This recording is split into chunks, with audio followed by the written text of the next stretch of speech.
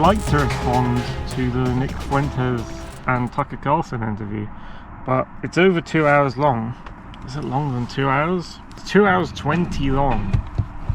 And when you EFAP something like that, it ends up even longer. I think the ideal way to do it, but it's not ideal for me, would be streaming. So I could start a stream and try and respond to what they say in the stream, live stream. It'd be good, because also that means that when I pause the video, like you're seeing me and you're seeing the video, and when I pause the video, I don't have to pause it and then in an editing room resync like the bit where I paused with the bit of the camera that's filming me. I don't have to mess around with that, whereas if I was doing it out here I would have to fuck around with that. So yeah, but it's a pain in the ass because of the domestic abuse bullshit situation.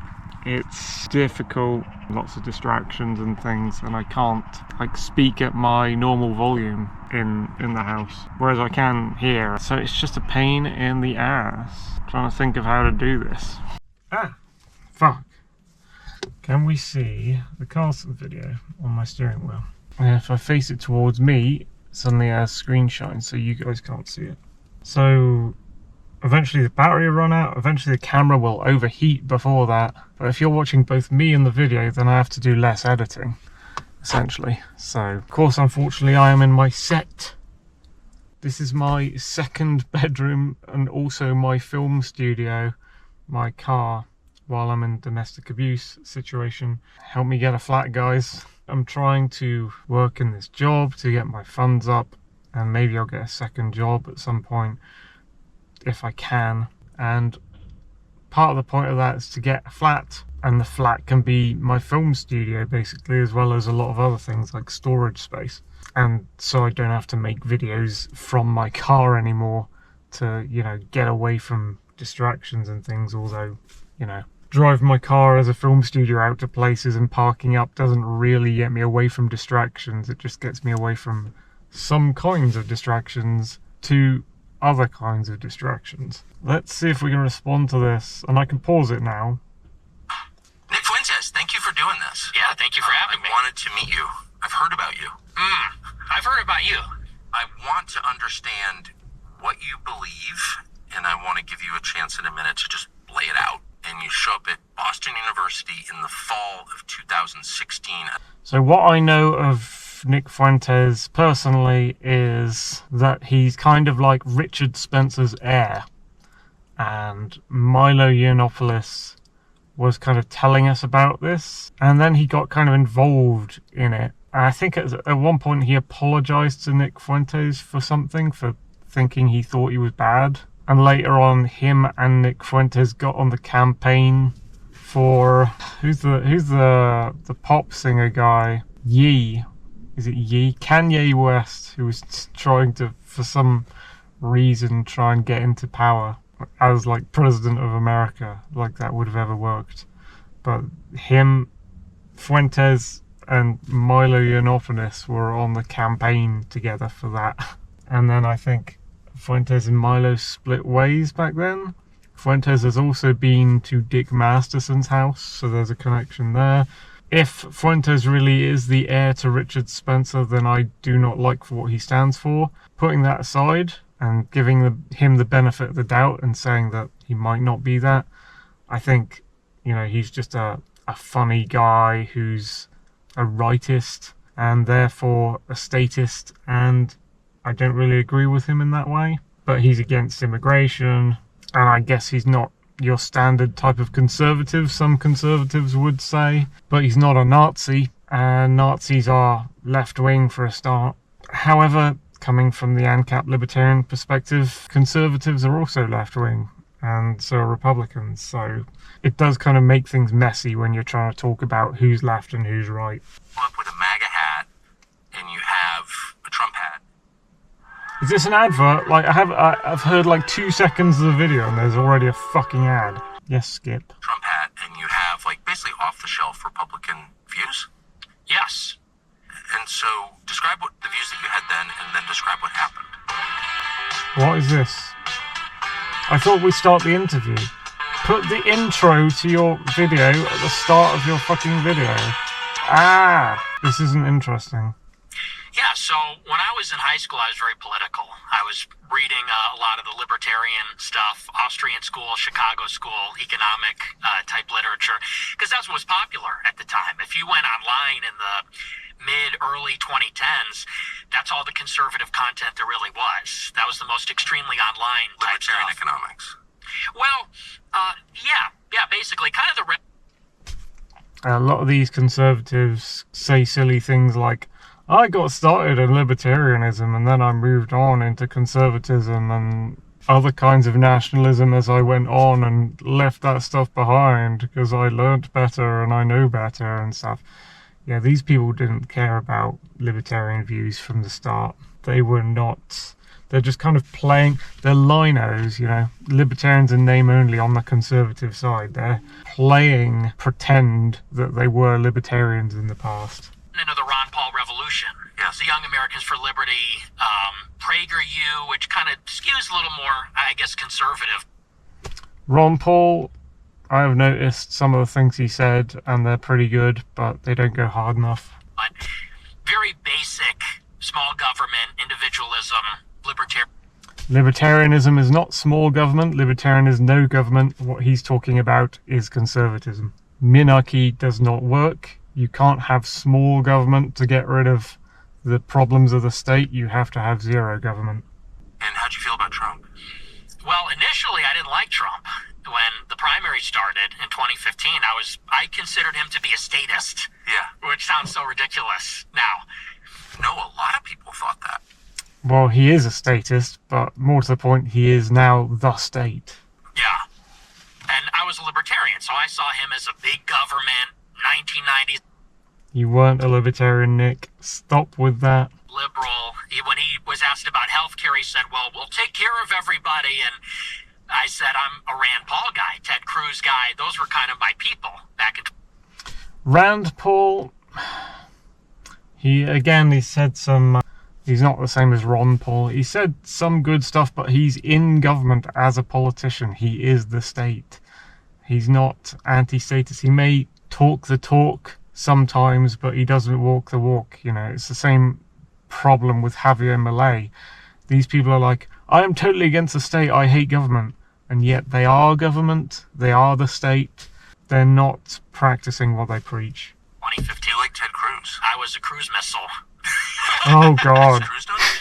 I don't think so, no. I was actually on his campaign.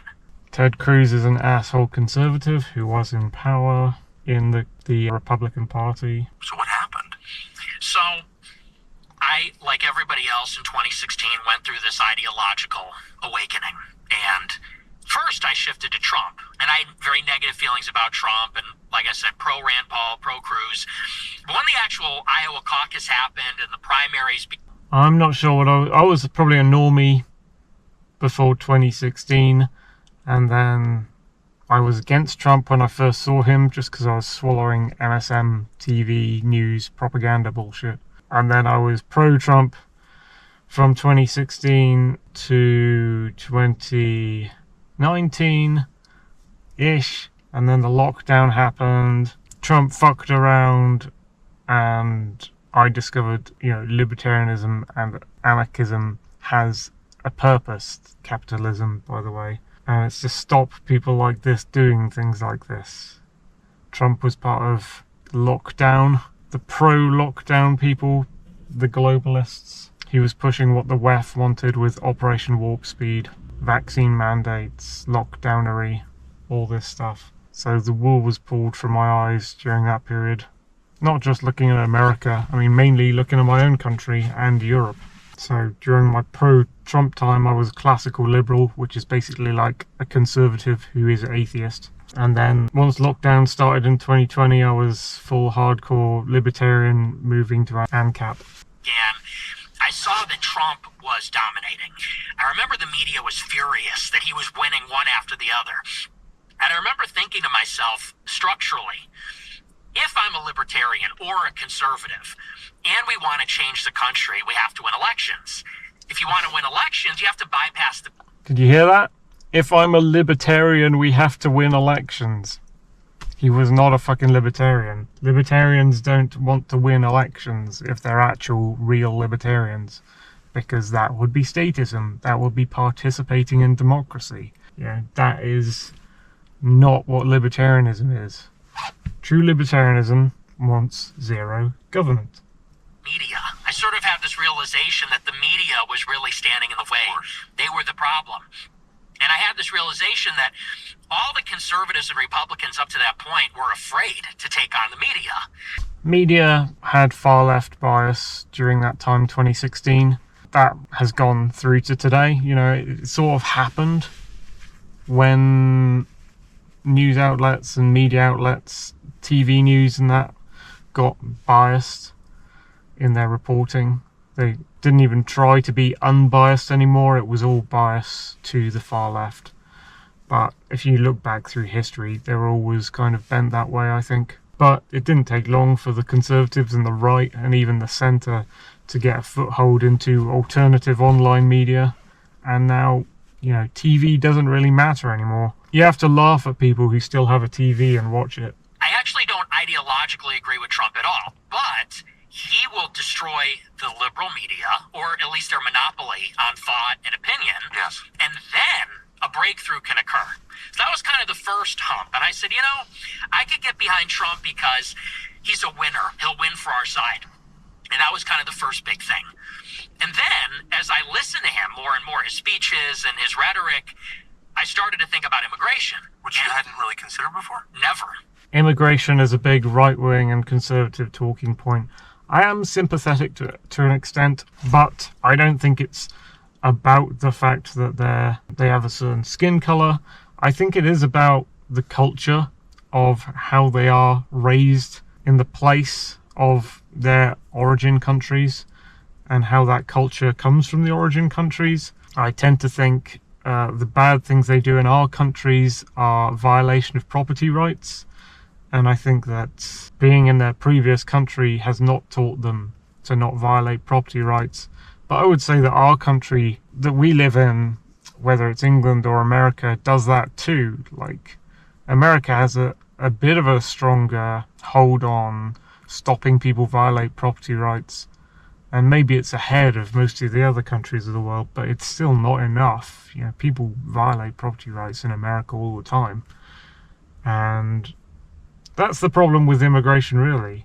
You know, I'd say you can come over here, but it's not like you must respect our laws, because I don't believe in that shit. To an extent, they should integrate and they should speak our language, but it is about, do you violate property or not? Are you a fucking commie? So the diversity had not really reached my corner of Chicago yet. He's using the left-wing propagandized version of the word diversity. So he's falling for the language control of the left here, 1984 style. Diversity of thought is the only real diversity. Diversity, you can't just use that word on its own and just refer to race, because that is bowing down to the left's language war tactics. Me and my family, not so much my family, they grew up in the city, but growing up in the suburbs, I was insulated from that. So I'll never forget one show, he goes live and he says, America's becoming a majority non-white country. Does anybody think that's a good idea? And I was thinking to myself, yeah, that actually doesn't sound so good. I didn't really even think that America's becoming majority minority like that. Majority and you were minority. radicalized on race by Mark Levin? Yes. Are you making that? That's bowing down to leftist language control too. He said minority as if it meant racial minority. And so he's saying majority minority, which doesn't really make any sense. He planted the seed at least. And then I saw a graphic on 4chan or Twitter, and I'm sure you've seen something similar. It said, this is what the map looks like, the electoral map. If only men vote, if only women vote, Talking if only statism. whites vote, if only non-whites vote. He's saying he's a libertarian there. He's talking about voting. He's talking about elections. He's interested in the machinations of election bullshit. That's not libertarian at all. And it became very obvious what the electoral problem is. It's demographics. These immigrants immigrants are coming here. They're going to turn Texas blue like they turned California blue. Yeah. It is true that statists who think voting matters, but I don't know why they think this, think that they can turn voting in their favor by bringing in immigrants who they can control and condition via propaganda into voting for them by being overly nice to them. But voting is rigged, so it doesn't really make sense. And whoever you vote for, it doesn't really matter, because they're both controlled by the same people, and it's nothing to do with Israel. What happened? Yeah, and you look at even the opinion polls. These people don't believe in free speech. They don't believe in the Constitution, the Second Amendment. Conservatives don't believe in free speech, don't believe in the Constitution. Trump certainly doesn't believe in the First Amendment or Second Amendment. Doesn't believe in the Second Amendment. Bump stock ban. As a libertarian, the things that are, and as American, things that are important to you, they don't believe, they don't understand these things. That's another political obstacle. You've got the media, you've got immigration. So I'm thinking like, well, we're going to vote for Ted Cruz. He's going to be the constitutionalist. We'll vote for Rand Paul. He'll be the libertarian. But what stands in the way of political power for us? It's the media and it's immigration. So I said, well, we got to get Trump to beat the media, build the wall, deport the illegals. And once we set the country straight, then... The illegals, there we go. It's like talking about immigration in terms of law. Law is not a barometer for morality. Like this whole ICE thing that's going on at the moment, that's just socialism and using state police officers against the public, essentially. It's nothing to do with property violations. They're going after tons of people who they consider legal migrants, as well as ones they can consider illegal migrants. And either way, as libertarians and Ancaps, borders become an argument point. I used to be very pro-borders, and then I discovered a lot of the arguments from Ancaps like me who are like, why are you pro-borders? You should be anti-borders.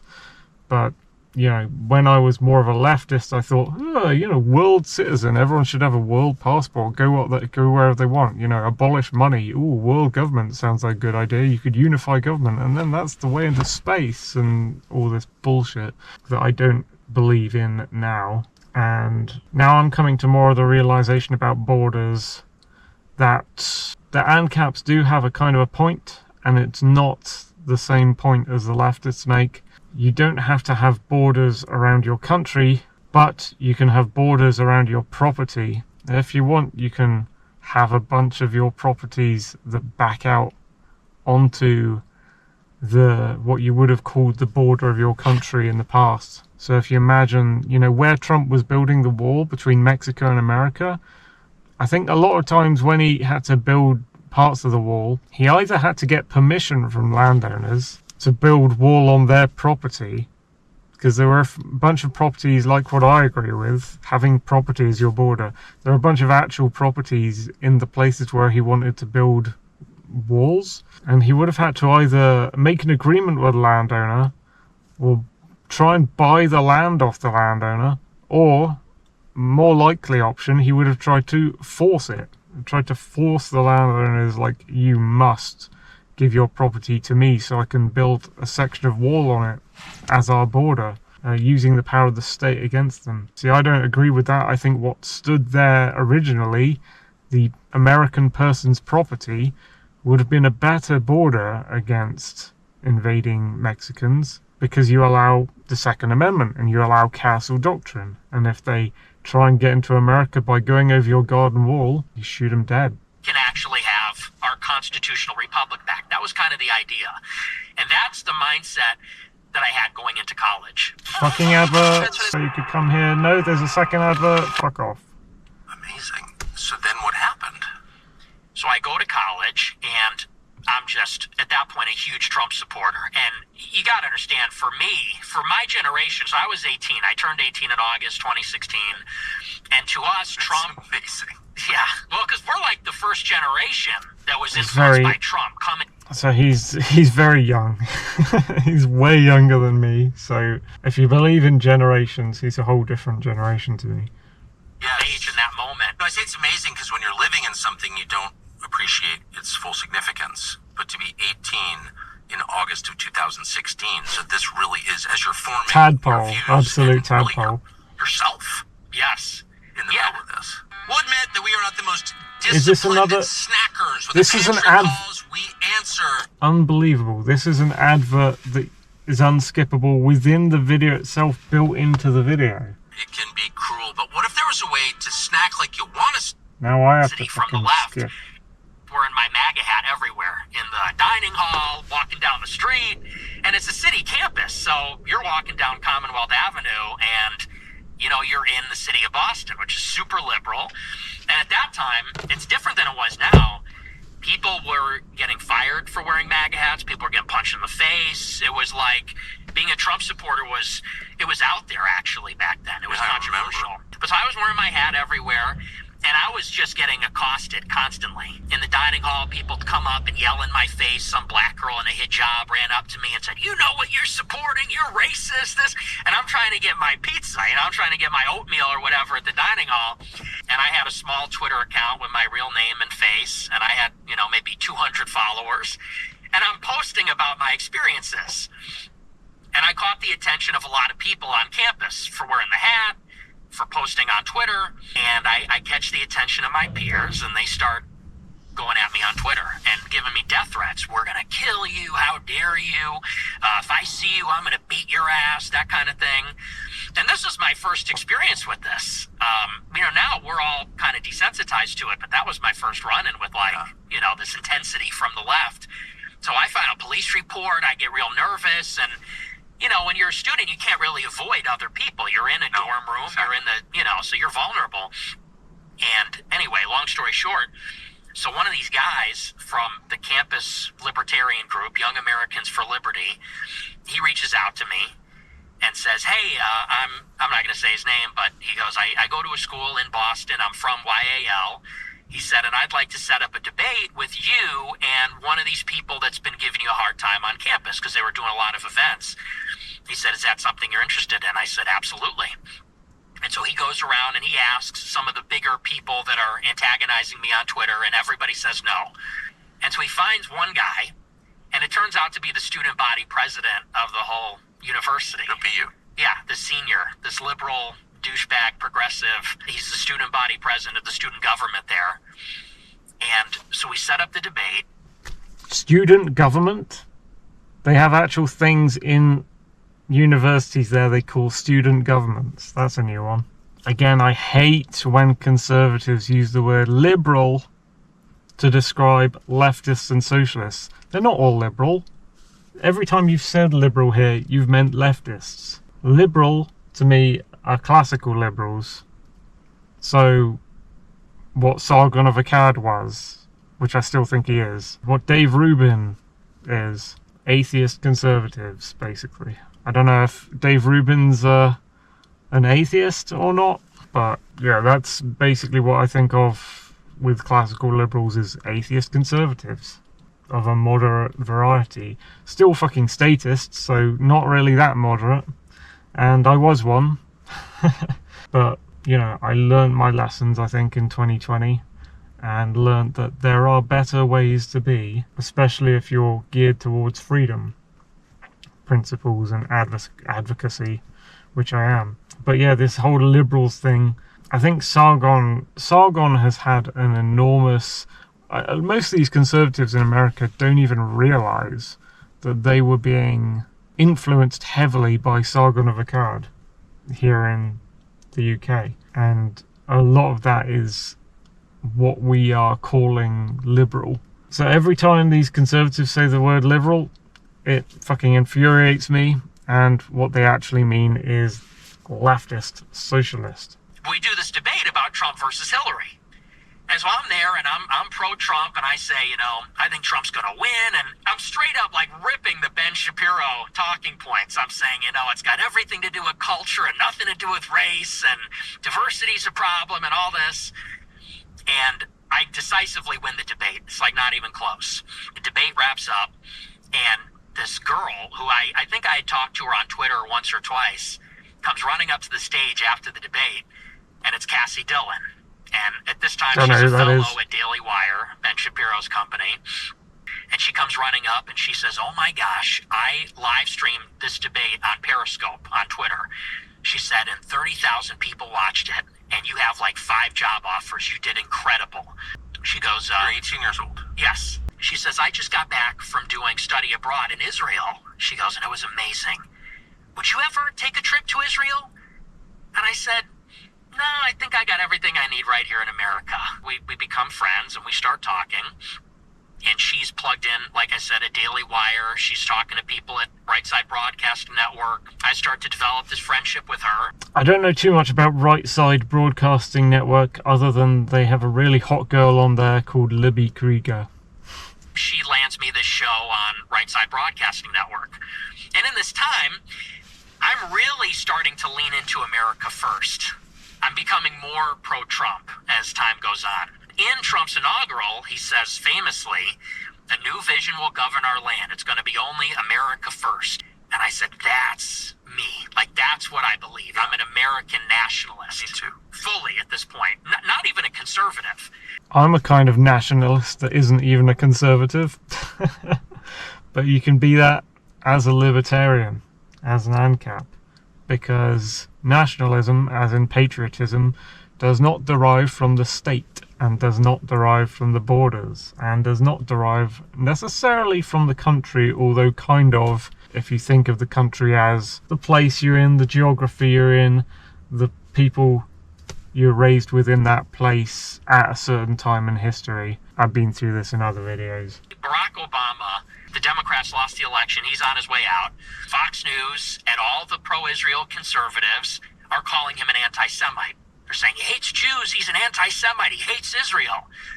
And I saw that and it struck me as strange because it seemed hypocritical.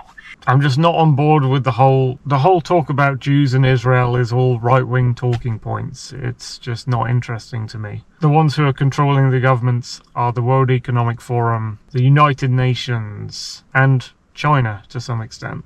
When conservatives would critique anything about race, we got called racist, or anything about feminism, we got called sexist.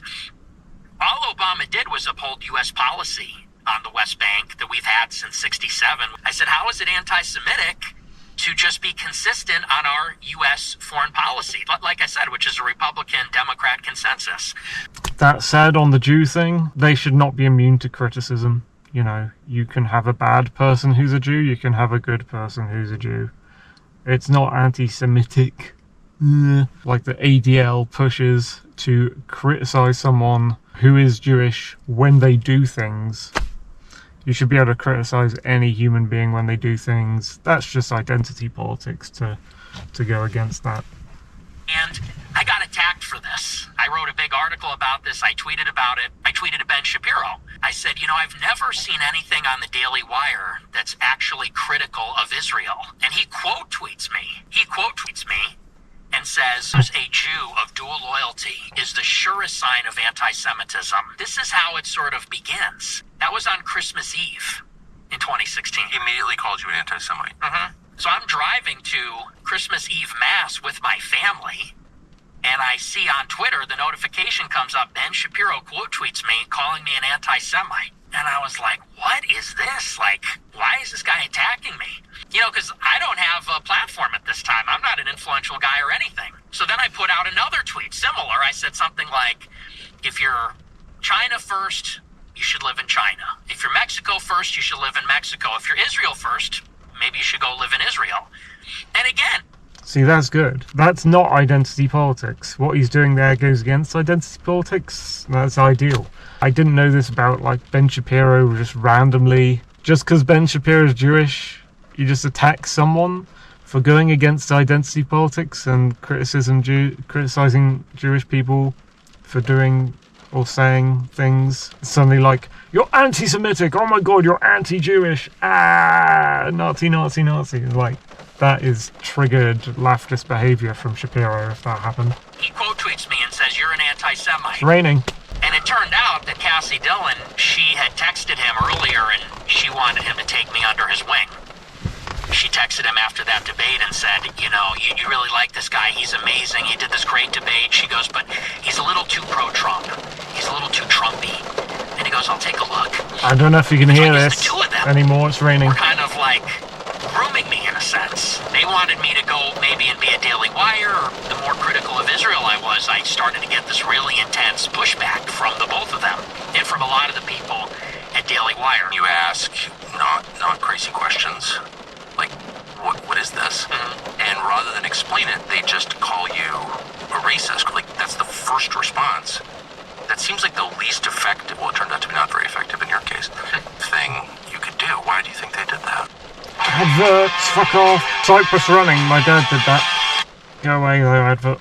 Well, I think that I'm 18 with no following, with no network. I'm coming from the suburbs of Chicago. You say he's from like Chicago. That just makes me think of Tim Pool, and now I'm thinking, has Fuentes been on Tim Pool? I'd be surprised if he hasn't. At this time, as you know, in 2017, it's a very different time.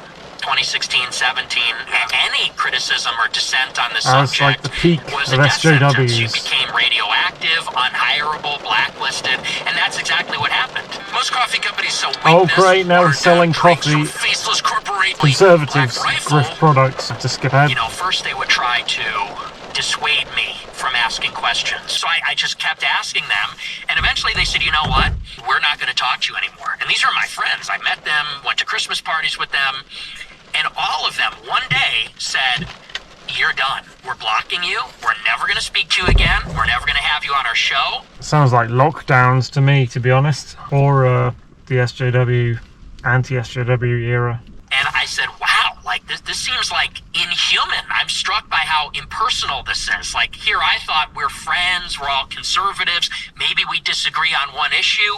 Now I'm being canceled by the right. So I was shocked by this. Because the right is the left. This was, and my grades started to suffer because I was just really focused on this. So that's Politics pretty young to claimed get his canceled life, and but- pretty young to have friendships destroyed over politics. Like, I was going to say politics got in the way of his school studies, but not really, because the school system is an indoctrination station for far-left extremism, especially when he was going to school. what did you do?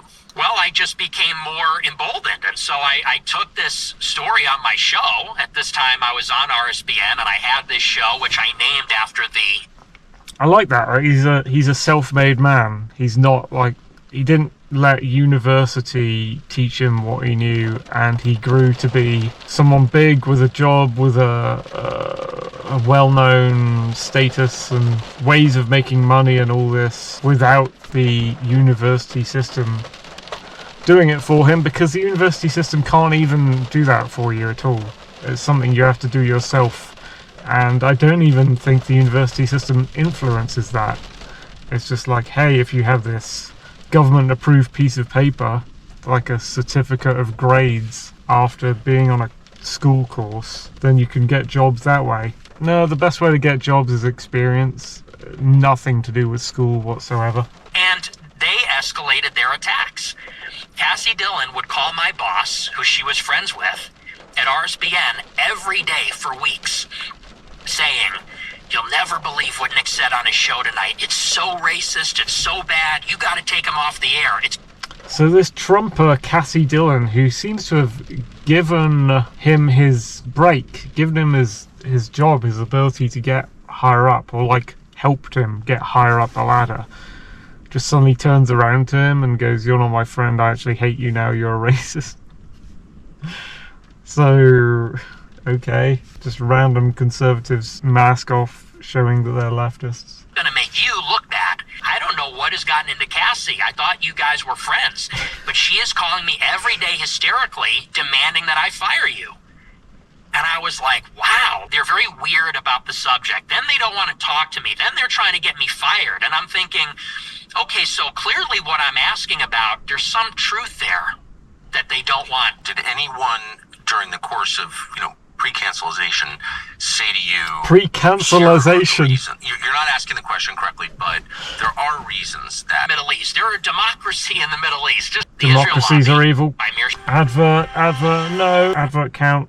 Give an advert count. Wow. Okay, so what happened Actually, I got fired. I got kicked out. Why? Okay. Because one of these clips that Cassie Dillon had a problem with, she took it to Media Matters, actually, which is a left-wing outfit. They're like a cancel mill.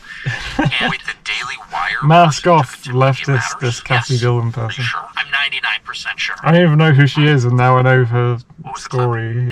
They're saying that there's a constitutional right for radical Muslims to come here, and I said that how are they protected by the First Amendment? They're foreign nationals, and the authorial intent of the First Amendment was actually not even to protect that to begin with. You know, I could see that. How is that protected by the First Amendment? You could say that your amendments in Constitution only apply to American citizens. Maybe. But I think they should be worldwide, and I think they actually define natural rights. Like the right to gun ownership and the right to free speech are natural rights. And that's what the Constitution of America defines. And the Constitution is always different from the law. So you could say, oh, illegal immigrants, illegal this, illegal that. How does the Constitution protect that? I'd say it does, because the Constitution is separate from law. It shouldn't just be about American citizens. It should just be talking about something that all humans should naturally have. That's my current view of the Constitution. And Americans fucking violate the Constitution all the time, especially rightists and leftists. I mean, the right is the left, you know. Statists hate the Constitution and they can't stop breaking it. kind of anti-Christendom. No, I'm it's not something subscribing. they recognize the currency that a clip like that would have with the left. Because the left could say, you're Islamophobic, you're racist. So she brought that to the left, saying, look at this guy. It's not that he's anti-Israel, but he's anti-Muslim. Shady. That's... It's just using the left Yes. to help so that claim, the right, I which was makes subject to you a lot of just attacks from them at the like time. the left anyway. And so what happened? So I had to write an apology. My boss called me Oh, up and don't. said, you need to apologize Did he for what you said." apologize? For being anti-Muslim. Did he apologize? And so I didn't write, Don't apologize I'm sorry, to but these I had to fucks. write something like, well, I should He have did chosen my words more apologize. carefully and this, that, and the other. And ultimately, then they fired me. Anyway. A couple weeks later, They yeah. fired him anyway. And what was the... Don't apologise to the left. Don't apologise to the right. Apologising doesn't work. No, Dick Masterson, apologising doesn't fucking work. He apologised, he cucked to them, and then they fired him anyway. It's like, so you didn't have to write an apology then. But you did anyway. And they said the stuff you're saying on the show isn't like a good look for right side. You're It's not with leftist us. enough for right side broadcasting. The pressure in this scenario came exclusively from the Daily Wire. Yes. It was an overheat. We're continuing. So I dropped out. I did college. By popular demand from my 100 viewers who were very dedicated, Right Side offered me the show back. And so I took the show again. You got over the back on. summer. What? Advert, fuck off. And at this time, people are not where, let's say, we are right now. They're not America first. They're not anything like, they're not talking about great replacement. That's not on the radar for them. I don't really agree with the great replacement theory. I think that is... parts of it make sense. Like, it's a racial thing. It's race-based arguing. So it's right-wing, but, I mean, it's the same sort of thing. It's identity politics. It's race-based arguing. It's not worth taking on board under those optics. But, you know, there are white people who are indigenous to the UK. You can say that a lot less for America. There are more of them in England and Wales and Ireland and Scotland who, you know, the Conservatives have started calling natives. I guess that makes sense, but they're trying their own kind of version of leftist word tactics on the left when they do shit like that. Whereas, you know, that's a bad thing to be doing anyway. You're just becoming like the left. You are the left. But as soon as the right began using the left's tactics against the left, they just became the left. But there's lots of arguments to be made that they were anyway because of statism and that socialism is all power to the state and government, which is what the right were doing anyway. Yes, indigenous, the great replacement theory. There are white people in what we call the UK, but we should call the individual countries that make it up. So I'll call it England. There are white people in England who the left intend via this weird voting thing that they've got in their heads that they don't need to do anyway to get their power. They're trying to do this backup maneuver of bringing in lots and lots and lots of immigrants from other countries and homogenizing the culture and trying to eradicate the nationalism from the UK by bringing in lots of people from overseas. So, I mean, there is, I say I sympathize with the right on immigration. You can say it is true that the far left, who see the right as different from them, whereas I see the right as very similar to them, almost dead on the same. They see each other as different in the same way that some leftists see other kinds of leftists as different, and I see them as the same. Whether you're a Marxist or a Nazi, you're the same to me. Whether you're a mild Democrat or a mad communist socialist, you're the same to me. But because of this weird division in nuances between people who think the exact same, socialists will attack other socialists, and that's what's happening with the right and left wars, as well as with all the left and left wars, and the right and right wars. It's all socialists attacking each other. And something the Conservatives push is that they want, via race-based arguing, they want all kind of white people, or all people from this country, or we'll have a cut-off time of the amount of generations of dark-skinned people that we let into our country. They come up with all these different things that they don't need to do about identity politics and race arguing. In some ways they're right. There are dark-skinned people being brought from other countries in large amounts into countries that were predominantly white. And so in that way you can say the Great Replacement is real. In other ways you can say that there's no such thing as a Great Replacement because, white people aren't going to go extinct. Their genes aren't going to get super muddied up to the point where white people are breeding with black people, and so all their babies are brown from now on. I think there will always be white people who only breed with white people, and there will always be these mixed race people brought about by the blending of races, shall we say. And I don't think any of that's important. It doesn't matter what color your skin color is at the end of the day. It matters whether or not you fucking violate property.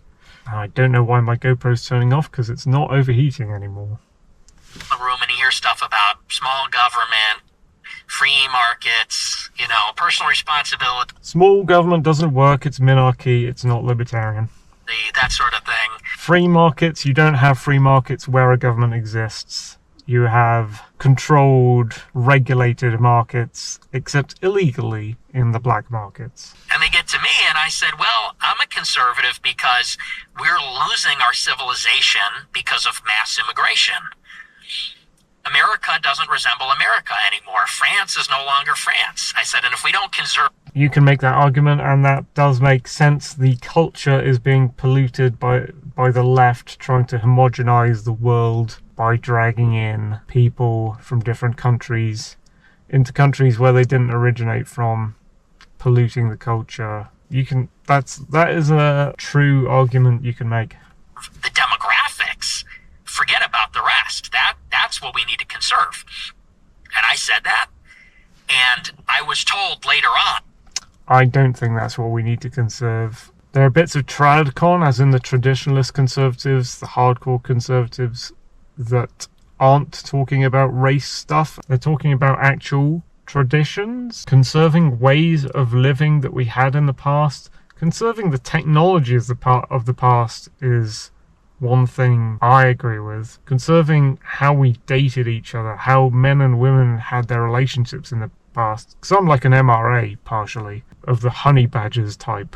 I think we should go back to how relationships traditionally were in the 20th century. But I don't see the racial immigration thing as high up on what you should conserve if you're in the business of conserving. I said that was too far right. That was too extreme. Worrying about who lives in your country is far right. Apparently. When we started looking for a very Advert specific inside sponsor, the we video wanted to by find a Tucker. company that could send us good... Nightmare. There's another advert, nothing to do with the video. How many are there? You can't concentrate on what's being said. Where does that leave you ideologically? How are you changing at this point? So at this point, I'm realizing that something is deeply wrong here in the conservative movement. And it's that they're grifting, selling too many products in their videos, adding adverts to their videos, talking about race all the time, and they can't see when they're being fucking leftists. But that's some of the main problems in the conservative movement. We were led to believe in those days of the campus culture wars and Gamergate and all that, is that we're the marketplace of ideas, and we're about... The culture war and the Gamergate stuff was nothing to do with conservatism at all. It was to do with anti-SJWs, who generally were composed of centrists and classical liberals and libertarians. Free speech and the rest of it. And here I am being, like, nuked from orbit by Ben Shapiro. As a kid, I wasn't like a skinhead or something, you know? I was like a normal guy that was like, yeah, like, country's too diverse. We're too pro-Israel. Like, this is reasonable. I don't know if that's normal. I think what he was saying earlier with the identity politics thing, you can criticize Israel just like you can criticize anything else. But, like, not letting people into your country who are Israeli. The problem is, none of these conservatives see the state as the problem. Some of them pretend to see the state as a problem, and then they immediately start vouching for statism 2 seconds later. Like, they don't understand what they're fucking talking about whenever they say the state is the problem. They don't actually believe the state is the problem, whereas true Ancaps and libertarians actually stick to that principle, and they actually understand what they mean. They're not going to say, look, the state is a fucking problem, we need to do something about this, and then 2 seconds turn around and go, oh, maybe we should vote libertarian, blah, blah, blah. We should change the way elections happen. No, fuck that. I remember going on Twitter and saying, like, you know, why isn't anyone sticking up for me? Where's Dave Rubin? You know, the free speech warrior. Where's he on this one? I've never thought of Dave Rubin as the free speech warrior. Count Dankula, maybe. Let me just say, you know, I was much older when it happened to me and much more insulated. I was not a college student. I was like 45, so I was in a much better place to withstand the pressure, but... How old is he? Is he saying he was 45 in the year 2016? Tucker Carlson? Is he in, like, his 50s and 60s now? Like, how old is he?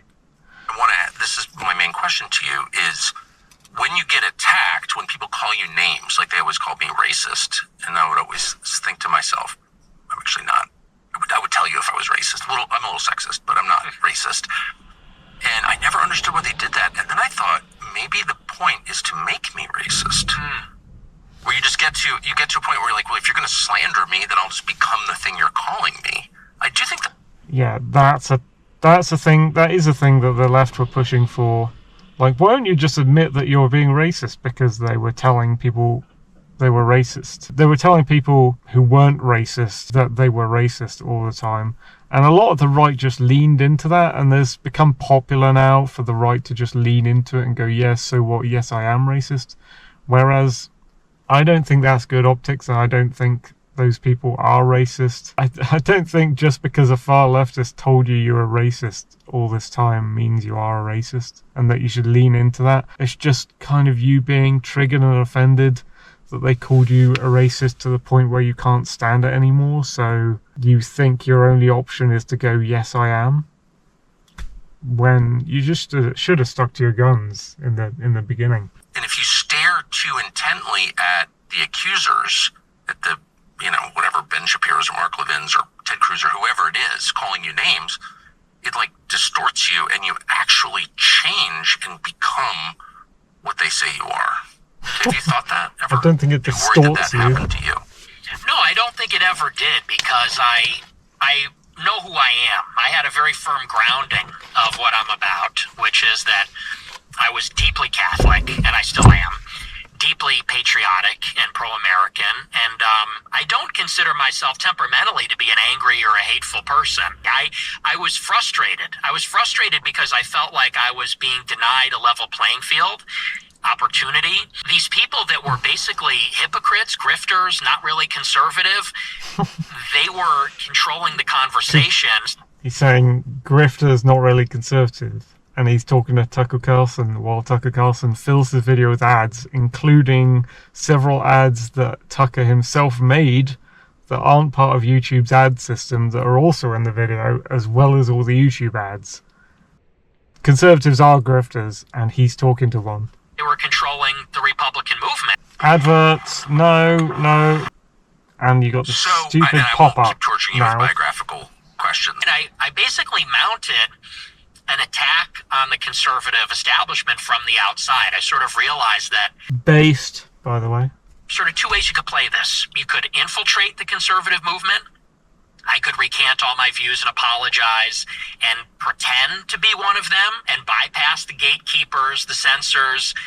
I don't pretend to be one. I could kind of be in the wilderness and I would be alone and I would be radioactive, but I could challenge the credibility and legitimacy of the conservative movement and its claim to represent conservatives. He's talking about challenging the Conservative Party's claim to represent conservatives, whereas I would just challenge conservatives in general and what they are. And the conservative movement is going to have to move to me. I will not move towards them. And I thought maybe I'll make money and maybe I won't, but I'm going to try it for a couple of years. You'll make I'll money. See how it goes. So, but sight picture in your head was enemy is conservative movement. Yes.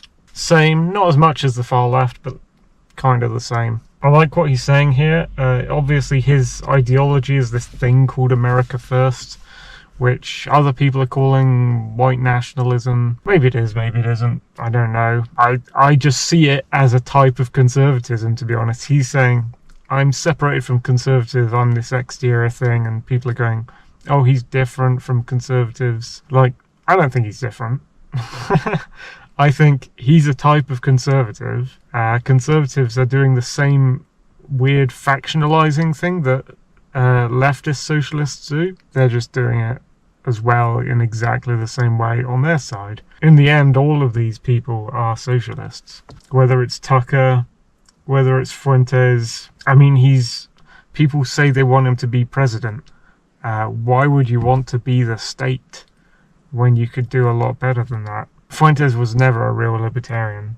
You can just tell by the way he talks about it and the things he says about it. If he was a libertarian, he'd be well positioned to do a lot better than what he's doing now. Why not like Antifa or Anti-Defamation League, or there are a lot of institutions on like George Soros? Like, why would it be their conservative establishment? Why did you think that was important? Well, I kind of took a page from Trump's playbook, which is that you have to, in the country, the left was hegemonic over all the institutions. Yes. And you have this organized opposition to the left and the Democrats and all the left-wing controlled institutions. Not really. The organized opposition comes from movement conservatism, the Republican Party, Fox News, the sort of constellation.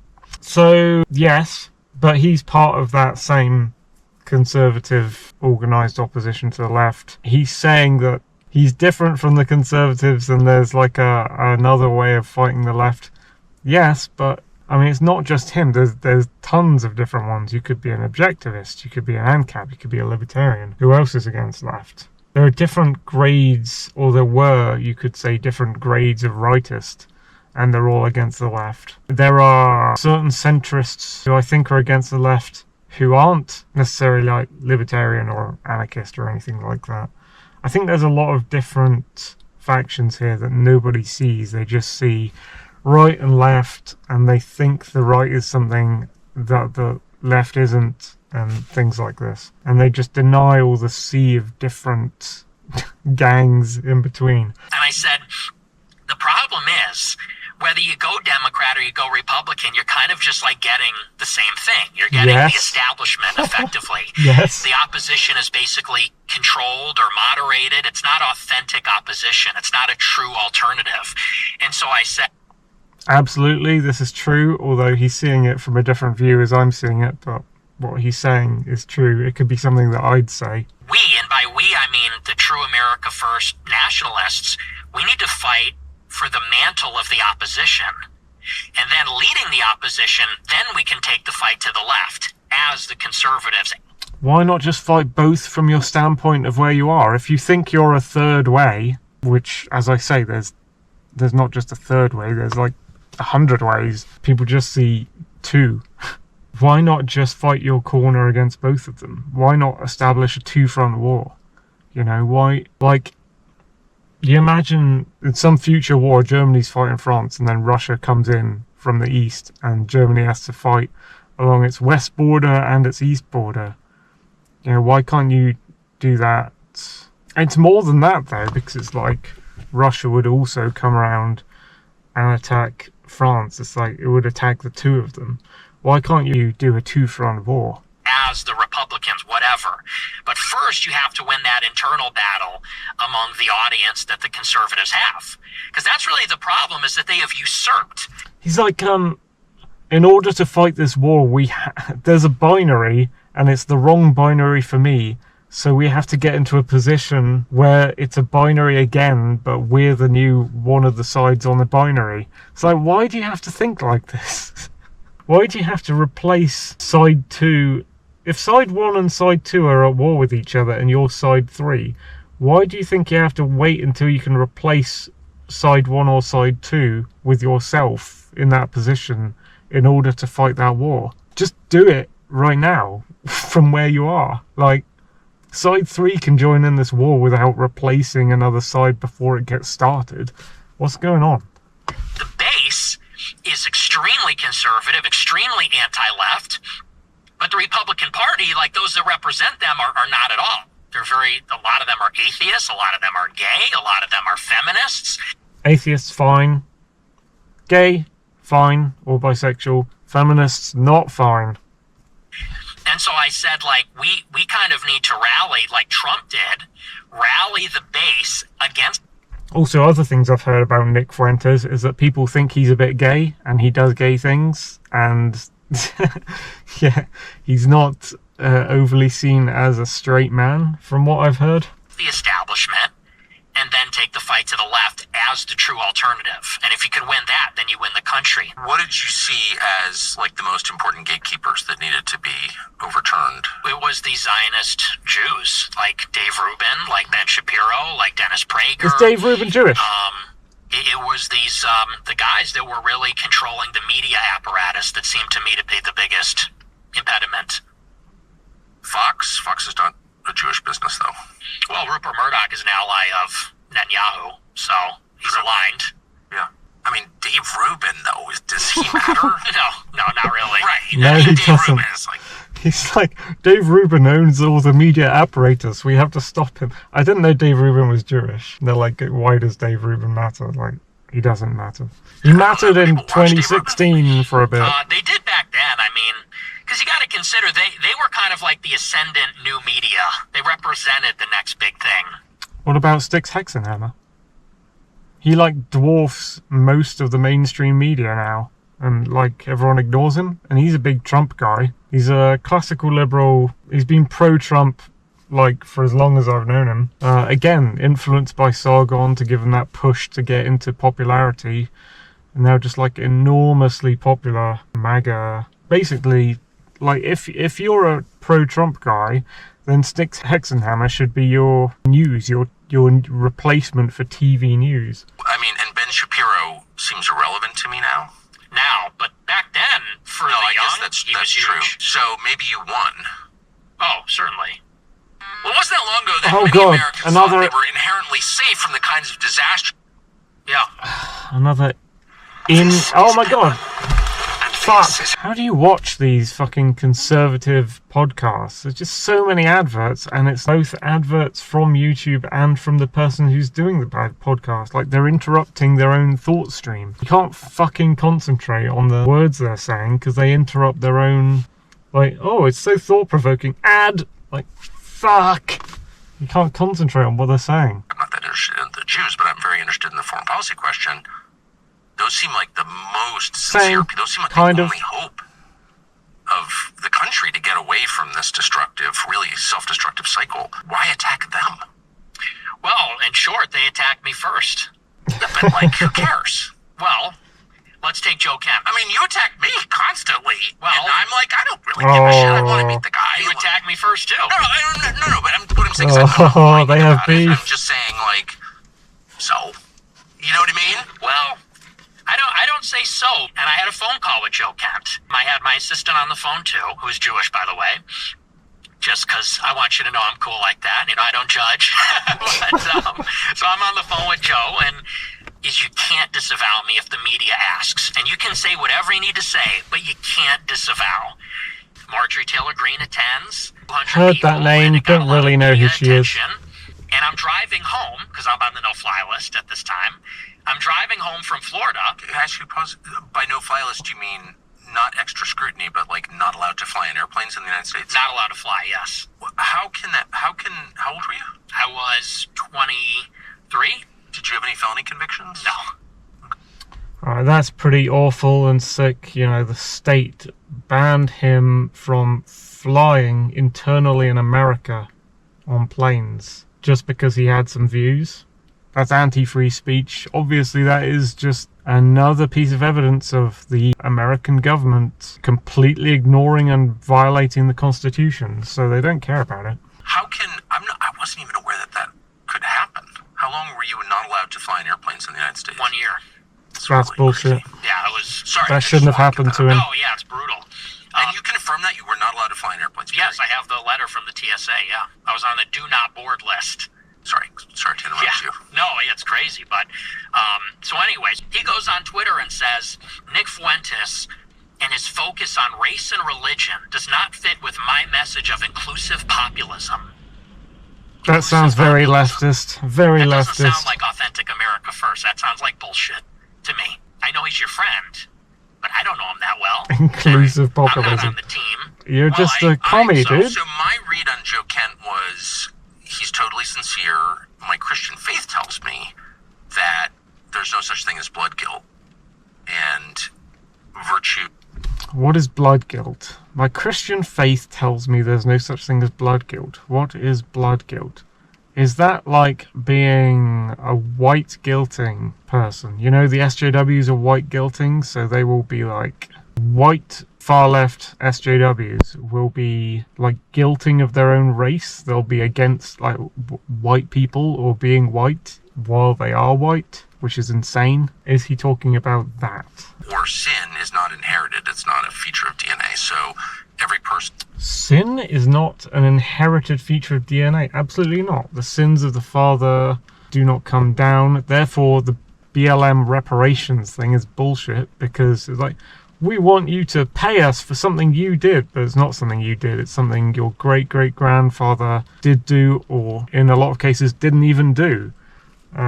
Black Lives Matter is a bullshit, far-left, socialist, Marxist organization, and it hates black people. And that's like a foundational view. I always thought it's great. Yeah, you don't need God to believe in the stuff Tucker just said. Criticize and question like our relationship with Israel. But the second you're like, well, actually, it's the Jews. First of all, it's against my Christian faith. Like, I just don't believe that, and I never will, period. I agree with this stuff that's being said right now. Second, then it becomes a way to discredit. That's when I was like, this guy's a Fed. I was totally convinced you were a Fed, because I was like... What? People want Fuentes to be president, right? So he may not be a Fed now, but he's gonna be. If I attack Joe Kent, I'm attacking the only sincere America First voices. I get it. I just want to say I love Joe Kent. I can't do. Having been denounced by a lot of he's people, a leftist. I know. Like, we've just established that whoever this Joe Kent guy is, he's a fucking leftist. Mm-hmm. Yeah, I love Glenn. Oh, what a good man. Glenn must I've have heard spent, of Glenn 10 years Greenwald, attacking but I me don't know full who that time. is. It's like with Charlie Kirk. I'm peripherally aware of the conservative circles because they took Sargon of Akkad's influence and ran with basically stuff that he gave them, and then a lot of them later on down the line weren't even aware that they were just using our, we were the anti-SJWs. We were the centrists and classical liberals who were sparked by people like Sargon of Akkad, Shoe on the Head, Bering, Chris Reagan, Harmful Opinions, Vernaculus. Yeah, so that's where a lot of these conservatives' views came from, and they don't necessarily know it. We do need to be exclusive, not inclusive. I think the problem with that is actually that the far left hijacked the word inclusive, and then it was used as a buzzword for that point on, which didn't actually mean inclusive. A lot of the right's reaction to this was to say, actually we need exclusive. I take the third way, the centrist way between those viewpoints. I think we needed inclusive not to be a left-wing buzzword, so what you need is to just find another word to use instead of that actually means what it should have meant in the first place. Because when a far leftist SJW says inclusivity or inclusive, they don't mean men, they don't mean white people, they don't mean white women, they don't mean black guys who are Republican, they don't mean British patriotic Sikhs. You know, so inclusive, when a leftist says it, which is always these days, doesn't mean inclusive. It doesn't include people. On some level, it already excludes people. Not to the exclusion of everybody else, but recognizing that white people have a special heritage here as Americans. And so the reason I opposed him in 22 was not... The heritage of white Americans is mostly England. I was mad, but it was to say America First cannot backslide into this kind of inclusive populism message, which I perceive to be more like GOP slop. If you disavow someone because they criticize Israel, if you disavow someone for talking about white people and Christianity, I said we can't let that slide. Disavowing? What is all this? They're very obsessed with disavowing. It's like disowning, like saying someone's not a part of something else. It's kind of like, hey, you're not in our collectivist group. It's kind of like right-wing collectivism or something. Who cares if someone disavows you? It's like, it's free speech to say it. It doesn't do anything to you. I don't care if you disavow me. I care if you try and fucking imprison me or stop me from speaking or ban me or deplatform me. I care if you violate my property or harm me or try and steal things from me. I don't fucking care if you disavow me. Like, why are they so worried? I don't hold it against him in the sense that there's such a strong incentive. It's easy to say, I disavow all these crazy Christians and all these crazy white nationalists. It's like a power thing. It's like, I'm a powerful, popular person, so if I disavow people, then that will harm them. It's kind of like sanctions or something. Oh, we're going to impose sanctions on this country because we think that'll harm them. Like, no. Room with people that are attacking you. It's like easy to throw them under the bus and say, I'm one of the good guys. What I do think is bad, just objectively bad and destructive, is the all Jews are guilty or all anybody is guilty of anything. Because that's just like not true. That's based. That's a good little take from Tucker there. Anti-identity politics. Well done. True.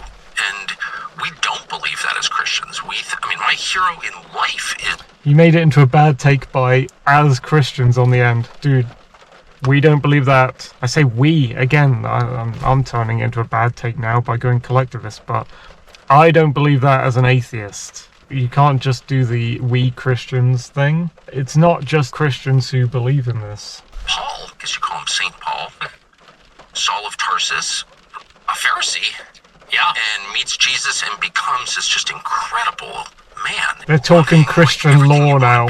As a man, he was. Sort of tuning out. Yeah.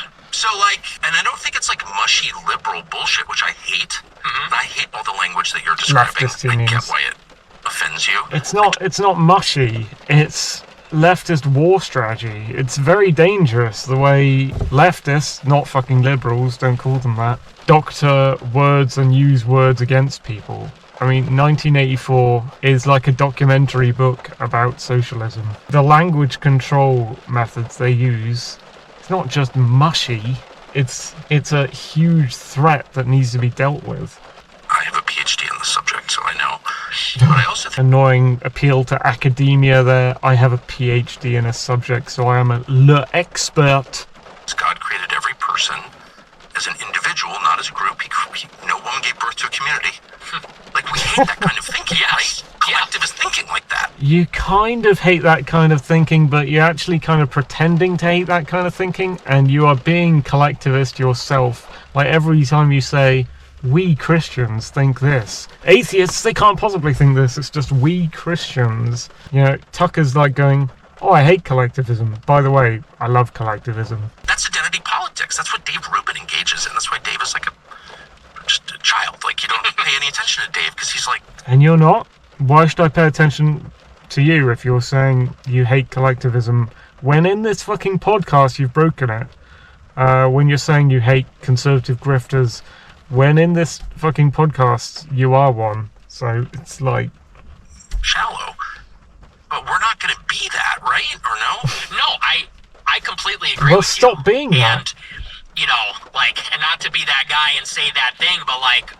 If you stick to this principle and actually... these guys are like... we've got this cool principle, it's really important. And it is a good principle, I agree.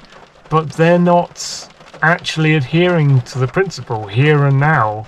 Like, why do people say things that they know aren't true, like straight up like this? I don't know. My best friend is a Jewish person. No,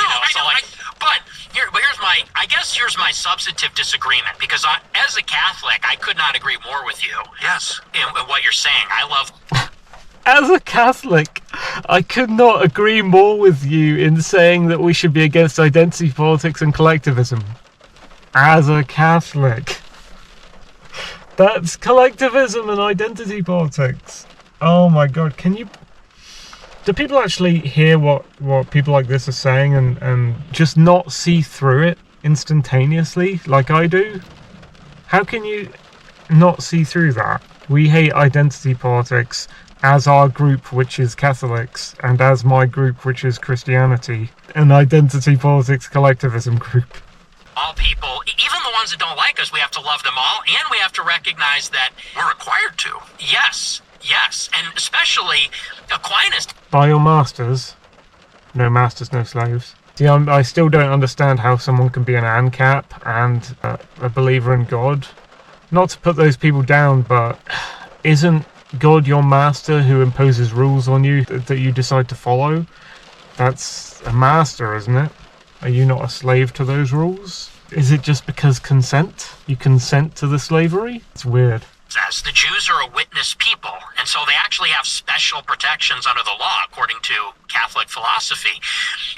The plan of Greater Israel, the blood and soil nationalism of Israel, it stems from this ethno-religion, which is Judaism. Well, this is, just BLM, the new version. This is identity politics. They're engaging in identity politics. And so are you, just now, a few seconds ago, Tucker. That's just so obvious to me. How do people say things like this? Do they know they're lying? Or do they just not understand that what they just said contradicts itself right there and then? Are they just dumb? I don't understand. How can he, loudly denounce identity politics and collectivism while at the exact same time advocate for identity politics and collectivism? I get what you're saying, but the problem in your response is it does not apply to every individual. No, and I would never say that. My best friends are Jewish. Okay, I agree. Embarrassing, even though it's probably true. Whatever.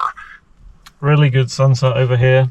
I'm still trying to approach the center line, at which point I'll stop. I'm actually really interested to get to a point where I've seen clips of this interview where I think Fuentes is talking about men and women relationships, dating, OnlyFans, porn, that sort of thing. I think that's in the second half somewhere. That principle that we're all judged as individuals by what we do, that our faith, the decisions that we make, the way we live our lives, and God will judge every one of us in that way. He's talking about individualism, but he's not giving any leeway to atheism here. He's like, this all comes from believers in God, it doesn't come from anywhere else, but that's just demonstrably wrong. That's how we're supposed to judge. Is this an advert? Fucking adverts, put it on the list. And I totally agree. We're about to get a Tucker advert. The disagreement is, you say identity politics like it's a bad thing. I think identity is reality. And there it is, mask off again. Now, Fuentes is openly advocating for identity politics, which is what the right believe in. The right and the left believe in identity. I, as a centrist Ancap, do not believe in identity at all. I do not think we should have birth certificates. I do not think we should have passports. I do not think we should revel in our own identity. I believe in individualism. I believe in the nationalism that comes with our personal, individual culture and history, living in a place, being with people, what it's like to have been in that place. That's what I'm all about. And this is just like my identity, my racial identity. It's like attacking the same subject from a different angle, and so the optics are slightly shifted away. Identity is a reality. Absolutely. You just can't have. Really good sunset over here, by the way. I don't know if I could be able to get that or not. Alright guys, I'm trying to share my sunset. Again, it's just like overexposing it so you can't actually see. Alright, we good?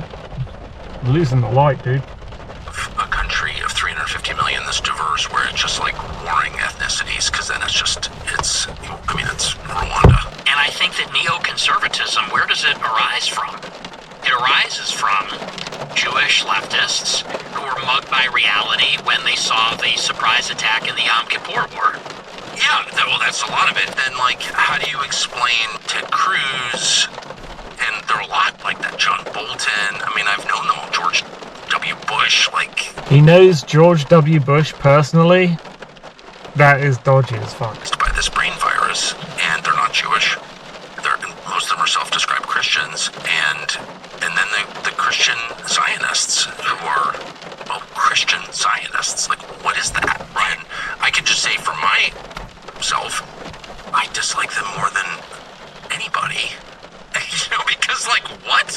Because it's Christian heresy, and I'm offended by that as a Christian. As a Christian, I'm offended by that, he says. Leftist collectivism.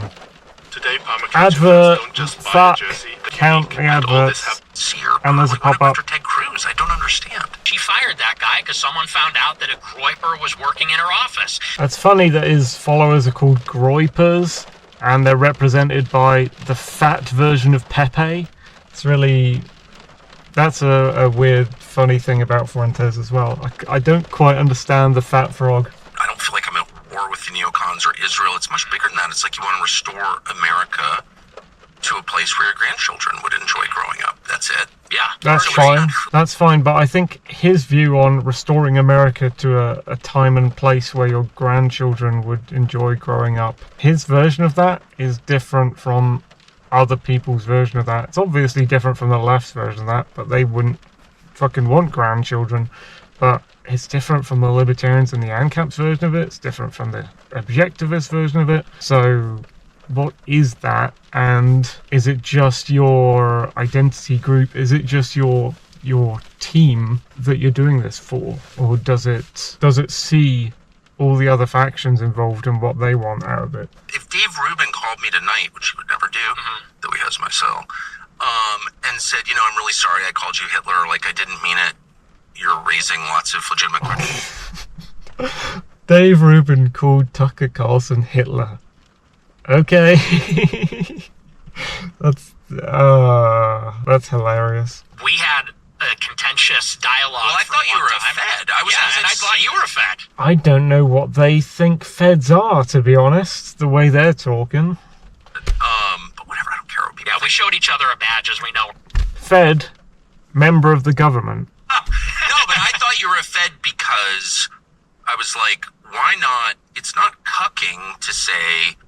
Sometimes more specifically, Fed is like a member of the government who might be spying on you or trying to get into your circles because they are aware that you don't agree with the government. Whereas these guys, they pretty much agree with the government. Again, he disavowed me for my views on Israel and said I talk too much about white people and Christianity. Same thing with Marjorie. She disavowed me, and and you worked with Blumenthal on that article, but you called me on the phone. I was like... So they have beef together. From my perspective, this is all so stupid. Advert! This interview with him, and I'm Conservative grifters, I'll go.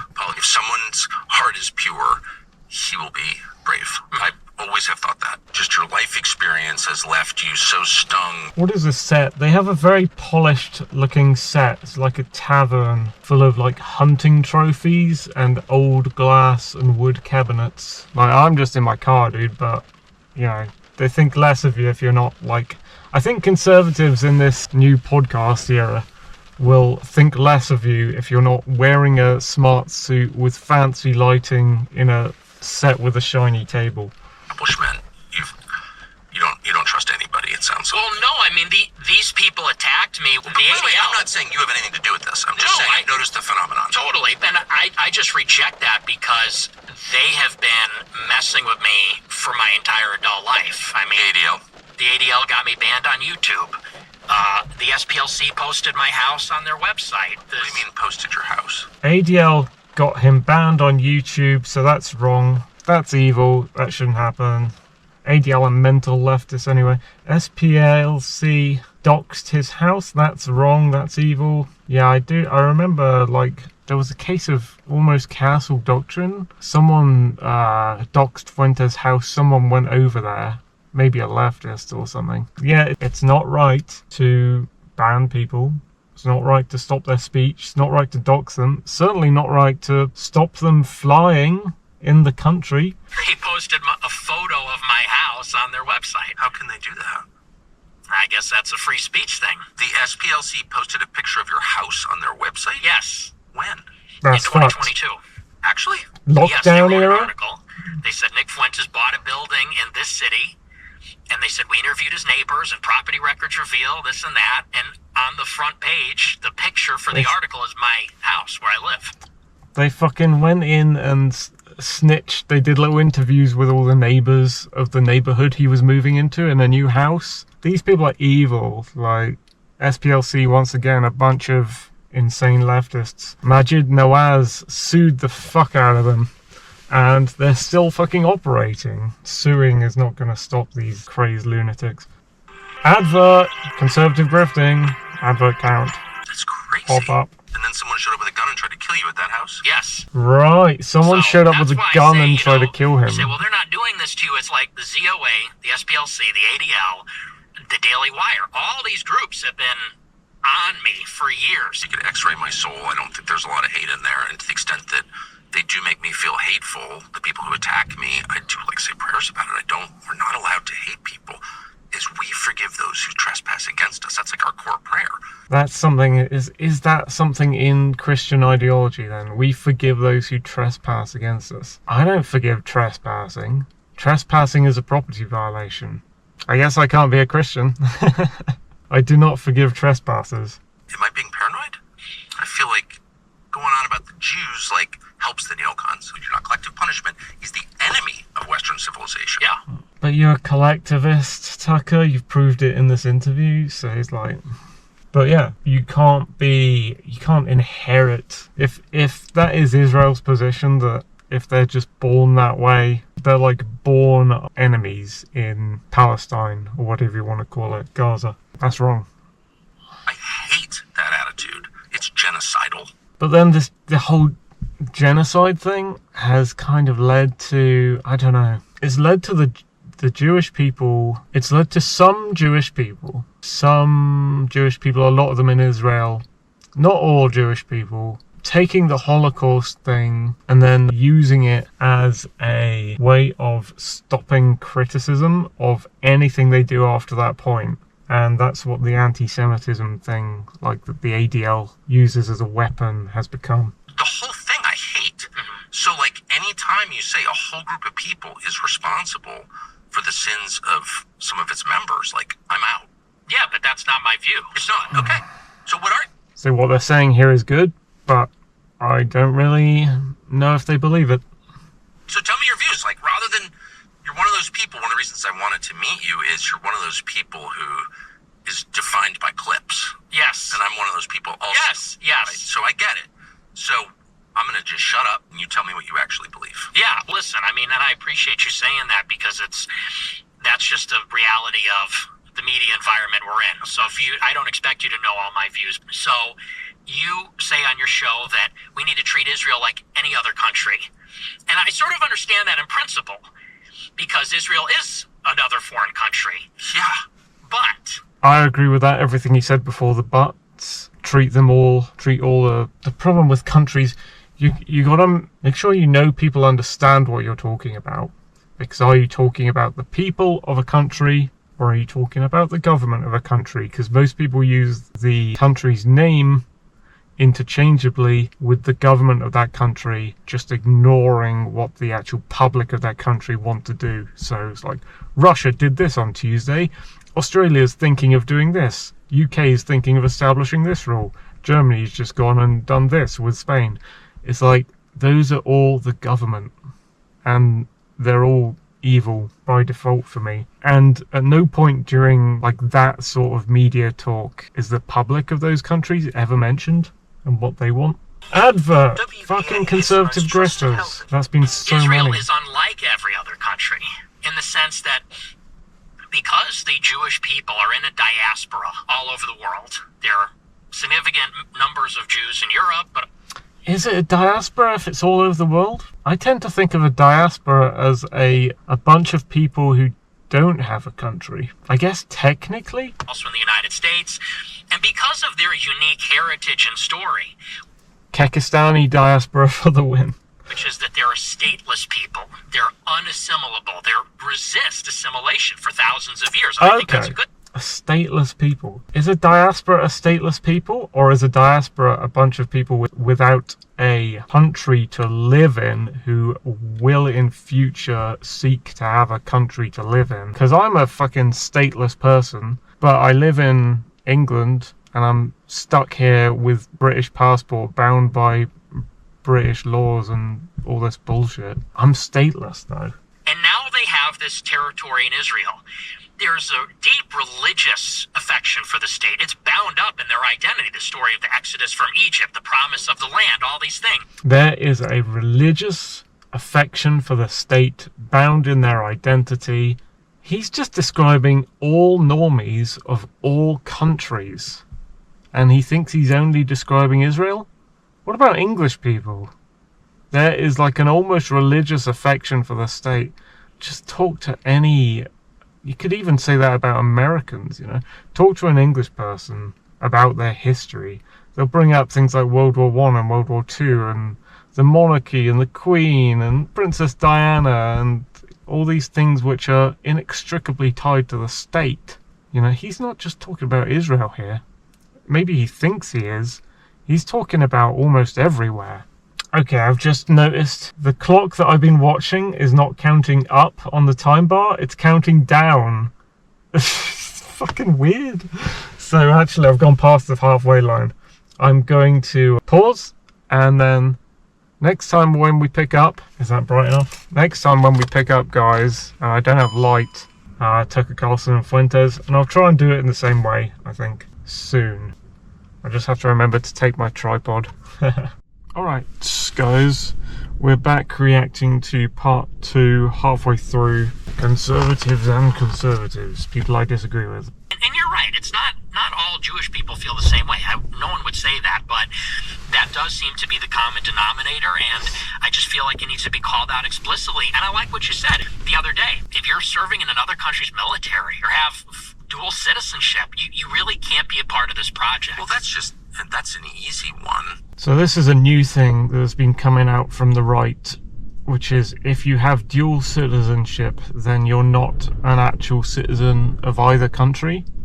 And I disagree with that, and I have dual citizenship, Canada and England, or UK, and I do feel like a dual citizen of both. So yeah, I disagree with that. They want me to drop one of my citizenships, I think is what they're saying, and commit to one country or the other. But I am much more comfortable as a Christian and an American keeping it on that level. You know, it's easy to just set rules, that universal rules that apply to everyone, not just the Jews or the Christians or the anybody, just like Americans can only serve in the U.S. military or they lose their passport. I mean, I don't know. That's not hard. Like, why would you even want to ever serve as a state officer to government in the military? This is completely not my ideology at all. There shouldn't be a national military. The national military and the police are state officers that do government's bidding. They're not your friends. They are working directly from the government to attack the public and beat them down if the public do not pay taxes. They say pay taxes, no one pays taxes if they do not have money stolen from them by government. That is the purpose of the military and the police. I don't know. want to just say that? Say what? That. Why not make every statement about how Americans ought to behave applicable to all Americans? Like, it's the defensive universal values that will hold the country together. That can't possibly ever work. And the emphasis on parochial group values that will break it apart inevitably. And what's adverts? We're doing the advert count. Fuck off advert. I'm not buying your fucking shit. Fucking a second advert. Are we gonna get one from Tucker Carlson himself straight after? Fucking hell. Because it's That's part of conservatism as well. On the internet, on YouTube and video sites. They will just allow ads everywhere. They won't see a problem in it. It is against people's consent, and they're all about that. I was gonna respond to something they were saying, but now I can hardly remember it because of the ads. See, why would you dilute your message and destroy what you're saying by distracting people with "buy our fucking yogurt" really loud and in your face halfway through a sentence? I think what they're saying was very statist, but I can't remember specifically what it was because they put adverts in their video.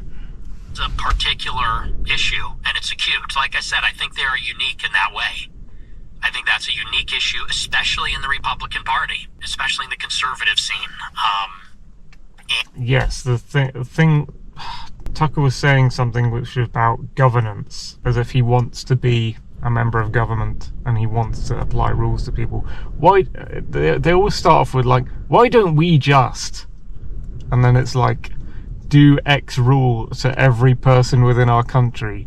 It's like they're role playing, and like they're fantasy role playing as government. Like they really want to be government, and they're not. But they would if they could, and it's insane authoritarianism. And, you know, So how would you like this all to be resolved? what I would like is for... And what's the phrase? The ulterior motive here is that Tucker's saying this stuff to Fuentes because some people think Fuentes should be president. So Tucker's getting in on, oh, I can help decide the rules. the U.S. government to not be influenced by these kinds of foreign allegiances. Registering APAC and FARA, banning dual citizenship. Like, I'm basically in agreement. 80% of the... Banning dual citizenship. That's what he wants to do. It's not about like, oh, we just don't think you're a citizen if you have dual citizenship. If you're both an American and someone else, like half American, half Brazilian, or half American, half British. You have to choose one. And we're banning it, we're mandating it, we're enforcing it, we're compelling it. Like, massively authoritarian. Public agrees with those. Yeah, So that's kind of what... They're like, the public agrees with those things. No, we fucking don't. You don't speak for me. You don't speak for every member of the American public either. You can't just say, oh, there's absolute perfect consensus, everyone agrees with us. Like, they're also, by throwing out a statement like that, they're trying to, that would contain the left as well, and they know for a start that that's not true. The left don't agree with them on this, but it's not only the left, it's like centrists don't agree with them on this, libertarians don't agree with them on this, tons of people don't. These are, like America First, the concept, it's the most popular, self-evidently true idea you could have. Again, like, this is all self-evidently true. This is bullshit politician speak, saying like, everyone 100% agrees with us, so we're definitely going to do this. It's so shitty what they're doing. At least I'm not watching fucking Michael Knowles. Don't let foreign powers, especially tiny ones far away, control your country. Like, of course not. Everyone agrees with that on both sides. Yeah. So... What is he saying? Everyone on both sides... First of all, there aren't two sides, and the both sides that he thinks he means are left and right. And he's saying they all agree with banning dual citizenship. What? No? Trick is not to let that idea get subverted. I think we agree on that. But it's subverted when they're like, that's hate. No, that's hate. What is he saying are the both sides, actually? Is he saying the both sides are the left and right? Or is he creating a new binary where the both sides are MAGA 1 and MAGA 2? Or conservatives and groypers? Like, he didn't even specifically define that when he said both sides. what you're talking about exists. When you say that there are people that legitimately detract from this, there is legitimate racial hatred out there. Big time. And it's growing. And I know. people on our side are afraid to talk about it. The people that are detracting from that need to be called out. And I think there should be no harbor for cruelty, hatred, prejudice, those kinds of things. And some of them, I'm sorry to be a conspiracy nut. Be specific, motherfucker. Not to be a conspiracy because it's embarrassing, you know. But after January, fucking adverts, put it on the count, and it's left to pop up behind. Personnel in the crowd. It's Why like, would you I've do just this seen to your David own Duke is a great example. video? The Charlottesville rally, yeah, had a bunch of feds there, being like, "We're white supremacists. We hate the blacks." You know, Again, I don't know why. I don't know what they mean by feds, because they're trying to be feds with every fibre of their being and everything they say. Haters, let's say. Yeah, well, I think people should be allowed to describe what they think.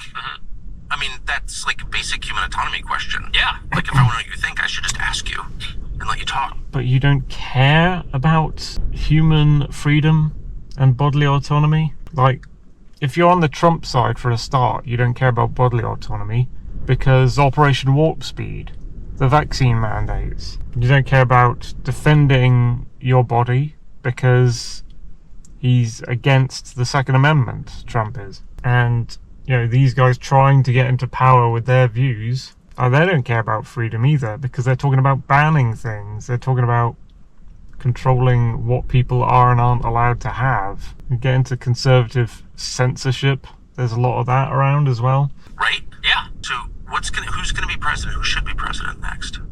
Who should be president? Well, yay, of course. Kanye. You had dinner with Trump I did. and Kanye. Yes. What did you think of that? It was surreal. Because those are my two heroes. So he's fully into politics. Like, oh, I thought you were a Fed.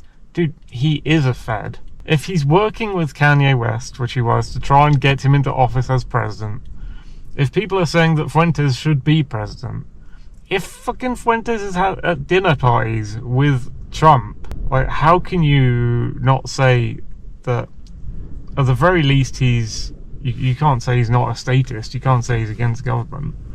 He wants to be a part of government. He's like you could say that Charlie Kirk was just outside of that, not actually. You could say he's not trying to become a politician, but he was so into politics that he may well have become a politician. But you can't really say that of Fuentes. Or Tucker Carlson. What was it? Did Tucker Carlson say he met and was friends with George W. Bush? These guys are both feds and they're both statists. They don't care about freedom. Those are my two, #1 heroes of all time. I've always been a Kanye West fan. You like the music first? Yes. So you've always been a fan? Oh, and yeah, then huge fan. Described your love for Trump, like sincere Yes. childhood love for Trump. So what was it like to find yourself at dinner with Childhood him? love for Trump. It was Ugh. funny because it was literally Thanksgiving dinner. He got into politics very young. He said all this was happening in 2016 when he was 18 and he was getting full on into politics, and it's basically you're only just done being a child. Like, how on earth? Kids shouldn't be just like, oh, next year I'm 18, I'm an adult, I can finally get into politics, and my childhood hero is a fucking politician. That is insane indoctrination going on there. Dinner with Ye and Trump at the same table, and these are like my heroes. And I mean, the way that it went was sort of My interesting. hero. Ye is sort of shy. Oh, we're talking about Kanye being an industrialist lover, and then a fucking Industrialist. advert. He loves builders, visionaries, architects. He's very into that. So he has a deep regard for Trump. He's a good guy, fundamentally. Yeah. He's a very warm guy. He's not a good guy fundamentally. He was funny. He would be a funny guy who you could have dinner with or something as a private citizen, and even as a businessman, but not as a politician, especially with the things he's done that have caused a lot of harm to people. I used to be a pro-Trump guy, and now I am once again not. So he was asking everybody, what's up and who are you? And I don't have TDS, I'm not going to go ranting on about Trump this, like how a leftist would do, like, Ari! But he has done bad things, that is true. And Trump worship syndrome is just as bad as TDS, Trump derangement syndrome. And you shouldn't be worshipping, you shouldn't hero worship anyone, let alone, you definitely shouldn't hero worship politicians. And Trump was like, go ahead, don't be bashful, tell me, what is it? And I said, you know what, I said, I think you're one of the greatest living Americans. I said, I'm a young Christ. guy. I said, He really I really fucking have nothing isn't. to say other than thank you. I have nothing but gratitude for what you've done for the Greatest living American would be someone not even in the public eye, not even a celebrity. You find a farmer, find a small businessman or a farmer who's done, maybe done something that a lot of people don't know that helps a lot of people. Find a bridge builder, find someone who has provided us a huge service to a lot of American people, and they probably don't even know it, but they're not a politician, they're not a celebrity, they're probably not even well known, and they have good morals in their home life. I said, it's really not my place, to give you advice or correct you. And he said, no, don't be bashful, tell me. And I said, I feel like what was inspiring in 16 is that you were willing to let the Republican establishment loose. Like, you were serious about blowing them up. It showed you were serious, you were playing to win. Because a lot of this is just inter-political party statism bullshit, like the machinations of people in government talking to other people in government, and the statists obsessed with that circus, like he is, thinking it means something and that it's not harming anyone. want to run as the Republican. A fucking advert has come in. It's amazing how many of these are just made out of AI, and it's really run obvious. As the Republican, but if I can't, I'll run independent. Because Trump turns to him and says, who is this guy? This guy's great. And he was like, right? And I was like, this is amazing. Call your parents from the parking lot. Schmoozing. Yeah. Who is this guy? This guy's great. He's ass kissing me. He's fucking full on, like, ass kissing. Respond, agree or disagree, but they'll Like a king going, who is this guy you brought into my court? He keeps saying that I'm really good. He keeps saying that he loves me and he loves everything I've done for him. Can we give this guy a job? He like really, really loves me, and he really wants to help me and do anything and everything for me, like some kind of consensual slave. they'll feel your sincerity and your honesty, but there are always people who are going to like distort it for sure. This is dry and boring at the moment. And they've, there've been a lot of attempts to silence you and it hasn't worked. So it probably would just be worth hearing what Nick Fuentes thinks. I just want to be transparent about my motives here. Yeah. So, those are my motives. They're playing the whole kind of like, we fear you, I'm being delicate about things. I like you, but also I like you because I have to kind of like you because you're super powerful, but we fear you, and I'm the moderate conservative, and you're probably the real white nationalists out of the two of us, sort of thing. Or there's this little subtext thing going on where it's like, my audience actually hate you.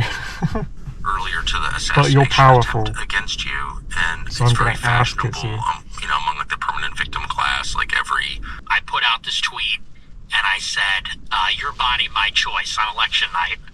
And, it wasn't, look, I'm not going to apologize for it, but I thought it was like a weak, it's like a lame joke. Yeah, it just sounds like a joke. My body, my choice is what the leftists say when they, famously the leftists say it, now like libertarians are saying it more, but the leftists always used to say it as a thing to try and show that they were pro-consent and anti-rape. Turns out they're actually pro-rape and anti-consent. But my body, my choice, using it correctly, it's like no vaccine mandates, do not rape anyone, you can only do something with someone else's body if they consent to it. And I think the actual meaning of that is admirable. I just don't think the left even slightly meant it. He's obviously made a joke out of that, going like, your body, my choice. That's nothing but a joke. He doesn't mean like he's like definitely pro violating people's bodies. But having said that, they sort of do it by virtue of being statists. They do it on autopilot. You wonder if these two, if they were in power, or Fuentes at least, would be pro-vaccine mandates or pro, taking away people's bodily autonomy in some way? And I have a feeling the answer to that is yes. I have a feeling that if he was in power, he'd do much the same as what Trump has done. Maybe going even further than that. And you've got like them using authorities, basically them using the power of police. I had other good jokes that night, but that was like the one that caught on. Advert, fucking hell. Because I just think it captured the imagination of liberals who were like, it's over for us. They're not liberal, they're leftists. leftists. But in some ways. But so I put that out there. I didn't even vote for Trump, but I put that tweet You out didn't vote for I didn't Trump? vote at all. I just recused myself. Oh, look. But He says he didn't vote. He's actually done something good. But he's involved in elections, voting, politics. Doesn't really make sense, does it? It's very strange that he didn't vote. But not voting is in fact based. that's just what makes it ironic, because I became in some ways emblematic of the election, even though I didn't participate. But kids were saying it in school. It was on like the news that in middle schools and high schools, it's a joke, yeah? the boys No were one saying that to the actually girls. Your body, my thinks choice. that So it blatantly. became this thing where it's like he's creating this toxic environment for women. Yeah, leftists just have this warped, dumbass mind view that men blatantly do want to rape women. Like, this is what they think on the regular, and nonsense like this. Insane beliefs. The internet lost its mind, and people then started posting my address online because they were so unhappy with the tweet. Doxing is wrong. Doxing over speech. That's what's happened here. Someone gave his address on the internet after hearing a joke and some speech. That's evil. If someone wants to stay anonymous or have part of their life stay anonymous, they should have that, and it's wrong to reveal that information to other people, especially as a political motive, to when you know that you can get someone to attack that person. And on Twitter, a screenshot of my address. That said, I have another view that politicians should always be tracked and public should never be tracked. So once you get into politics, I don't know. The doxing thing acts differently when you become a socialist and therefore not really a person. Leave the job and you can preserve some form of anonymity. So I'm in two minds about that. My phone number, all my personal information, it went viral. With my whole readout, all my information. Yeah, it's a problem that he's not a private citizen. He at the time was involved in politics. He was, running as the assistant to Kanye West in his election run. So he was a full-on politician. I mean, it wasn't likely that Kanye West was going to win the election, but they don't want to rig it that way. They want to rig it for the Trump and the Democrats. But, it is absolutely a problem for this concept that he's not a private citizen, he's a politician. Because then the doxing thing becomes, sort of meaningless, because members of government, politicians, they're not people, they're socialists. People would be the public, not public sector workers, which is such a misnomer. I hate using that, but it refers to people who work via stolen tax money, basically government employees. All government employees like that, whether you're working in government or you're working public sector, which isn't public at all, rather than private sector, which is the public, all the government employees should be tracked. Doxing shouldn't really apply to them because they're not members of public.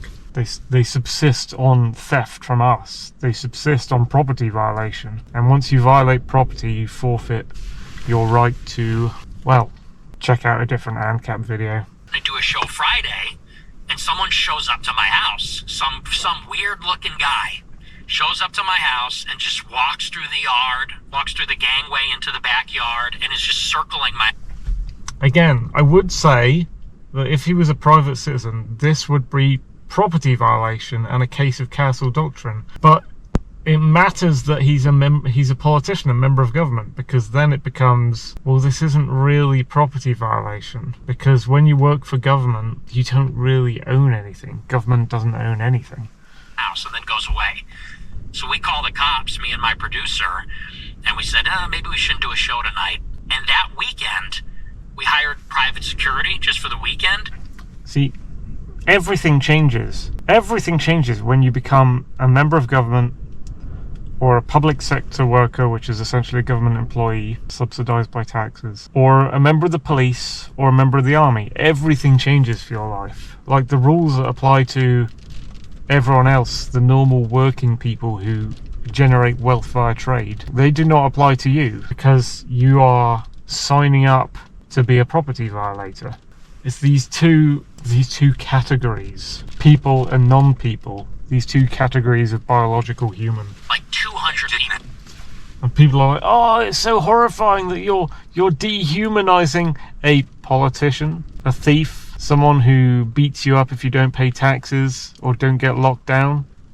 Yeah, of course. If you violate property, if you violate someone's property, if you steal from them, if you involve yourself in gun control and try and take someone's guns, if you try and kidnap their children, rape their children, raise their children non-consensually away from the parent, take children away from the biological parents, if you enter land crossing barbed wire like a fucking communist, if you enter someone's house crossing the threshold of their doorway, and when I say someone, I don't mean a politician, I mean an actual member of public who puts the work in to make the money, all these things, you are a property violator. I don't have security. Well, I didn't then. Of any kind. I didn't have cameras. The big Another advert. It's like the most adverts I've ever seen in a video. Cameras or anything. Yeah, which was not smart, baby, but never had a problem like that. I've always lived that way too. But so that weekend, we hired a security guard just to park his car outside the house and monitor things. Literally 200 people came. To your house? Yes, not all at once, but one after the other. Driving by, yelling, walking by, throwing eggs. Multiple people threw eggs in my house. Ordering pizzas, ordering DoorDash, whatever. Walking through the gangway. It was like a war zone. Like the security guard was yelling at people all night, and it went on all weekend. And then it went on throughout the next week and the next weekend. And it was bad. I got out of my house. I went to a hotel for a week. I would say I could only feel sorry for him if he wasn't in politics. Yeah, he is all about politics. If he posted the joke tweet, and he wasn't on Kanye West's campaign, he wasn't schmoozing up to Donald Trump, he wasn't trying to be a politician, then I would be reacting to this with like horror, like, oh my god, these fucking people, you should have had a gun, you should have fired that gun. Castle doctrine applies. This is why we have in America, why they should have the Second Amendment and Castle doctrine and stand your ground laws, is that if someone does this, they can't do it, So it would be a violation of property, and you would be okay in, opening fire to defend yourself. The problem arises that this is not a private citizen, this is not a member of public, this is a politician, and so my sympathy instantaneously drops. I didn't want to track more of it. Yeah. Because if you say, oh, they're here, then people go, oh, no, we got to keep up the pressure, or turn it up. Like on TikTok, there were viral videos of people saying, we're going to burn his house down. TikTok is a Chinese communist government propaganda tool used on American children. And then they doxed my parents' address. People are showing up to my parents' house. It got really bad. And eventually it just blew over. It's actually funny. It was December 18th. I remember because that's an important date to me. And it's Joseph Stalin's birthday. I'm a fan. You're a fan of Stalin's? What? Oh, he's an admirer. But we don't need to go into that. No, we really do. Weird. We really need to go into that. What the it was almost like... So, I'm thinking he's joking. He must be joking. But the dude just said he loves Stalin and he celebrates his birthday. Because I woke up that day and I was like, oh, it's December 18th. And I was just like very acutely aware of like, today's like a strange day. This is the day that the attempt happened. Maybe the commie who showed up to almost kill him was also celebrating Stalin's birthday. More rarely. And I'm doing my show like normal. And I'm reaching the end of the show, and I see out of the corner of my eye, I get an alert from my Ring doorbell camera that somebody's at the front door. And so I'm reading through my super chats. I'm going through live chat messages. He was live streaming when his death threat thing happened. So somewhere else there also exists a video of him just streaming, I guess, and then him getting up out of the chair and going, I have to go to the doorbell. And goes to the doorbell, and then it's just an empty vacant chair, and his chatter's going, oh, where's Nick gone? Is he going to get back in the room? That's what I'm imagining happening. But maybe that's more Twitch streamer, and he's got a more professional podcast thing going on where he won't open the doorbell until he's finished reading super chats or something and ending the stream. Live. And, I'm working through the messages, and I'm keeping an eye on it, and I see that this guy has a loaded gun. The guy's... Sorry, laugh. How'd you know it's loaded, though? There's a guy with a gun outside. See a guy with a gun, how'd you know it's loaded? He's got a motorcycle helmet and a backpack. He's got a gun drawn, and he's knocking on the door yelling. An IQ of 85 Advert, they have this poignant moment 115 to 145 is about a death threat, and they interrupt that with an advert as well. The thing is, I finish the show, my producer comes running in. So he's got a film crew, maybe? Or a show producer, at the very least, living in his house with him when he does a live stream. So it's not just a live stream, it's a TV show, but broadcast from his house. So what, has he got a cameraman? He's got a scriptwriter, a producer? He's got a whole crew sitting back there or something?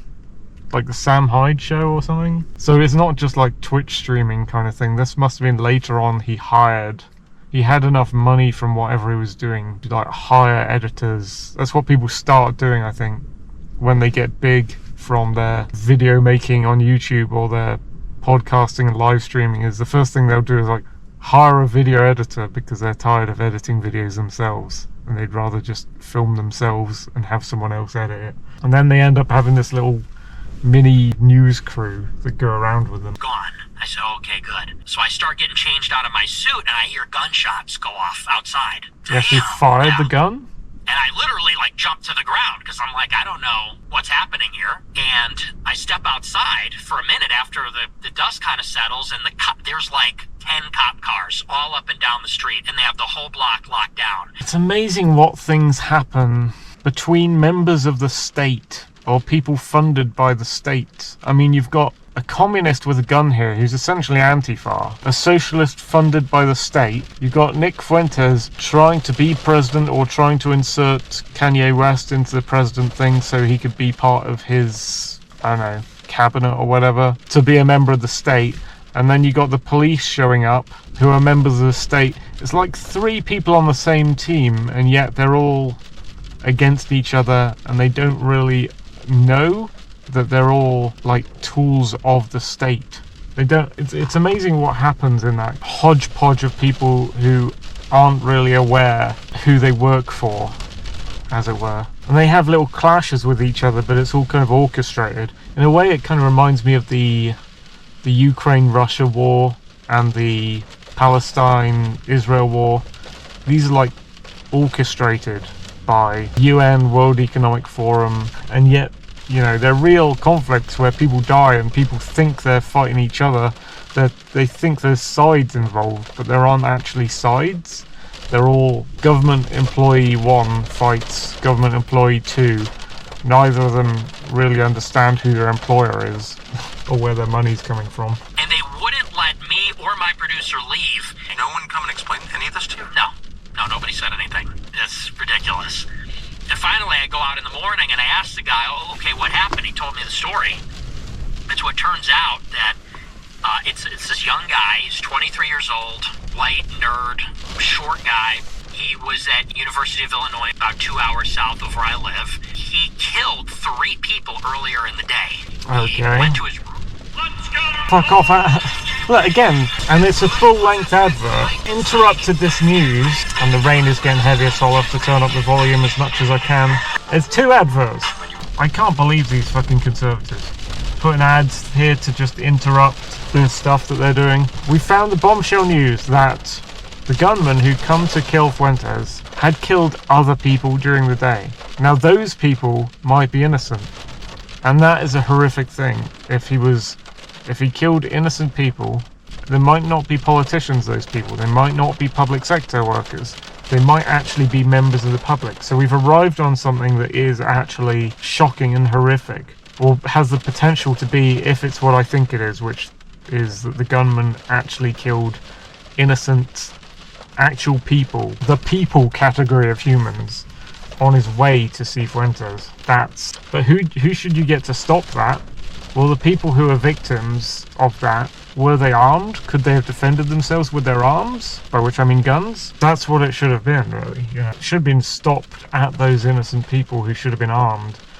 But, what were the gun laws in that particular state where this was going on? Were people prohibited from defending themselves with arms? He went to his roommate's house, college roommate's house, killed his roommate, killed the sister, the guy's mother, got in his car, and drove directly to my house, parked outside my house. Yeah, that sounds like innocent people he killed. Got out a .22 pistol and an automatic crossbow. What Weird the fuck choice. is an automatic crossbow? And he knocked on the door, which is where I saw him. He went around the house. He tried the back door, tried the front door. I guess he went into the neighbor's basement because the door was unlocked. He was hiding from the police. He shot 2 of their dogs. Which is devastating.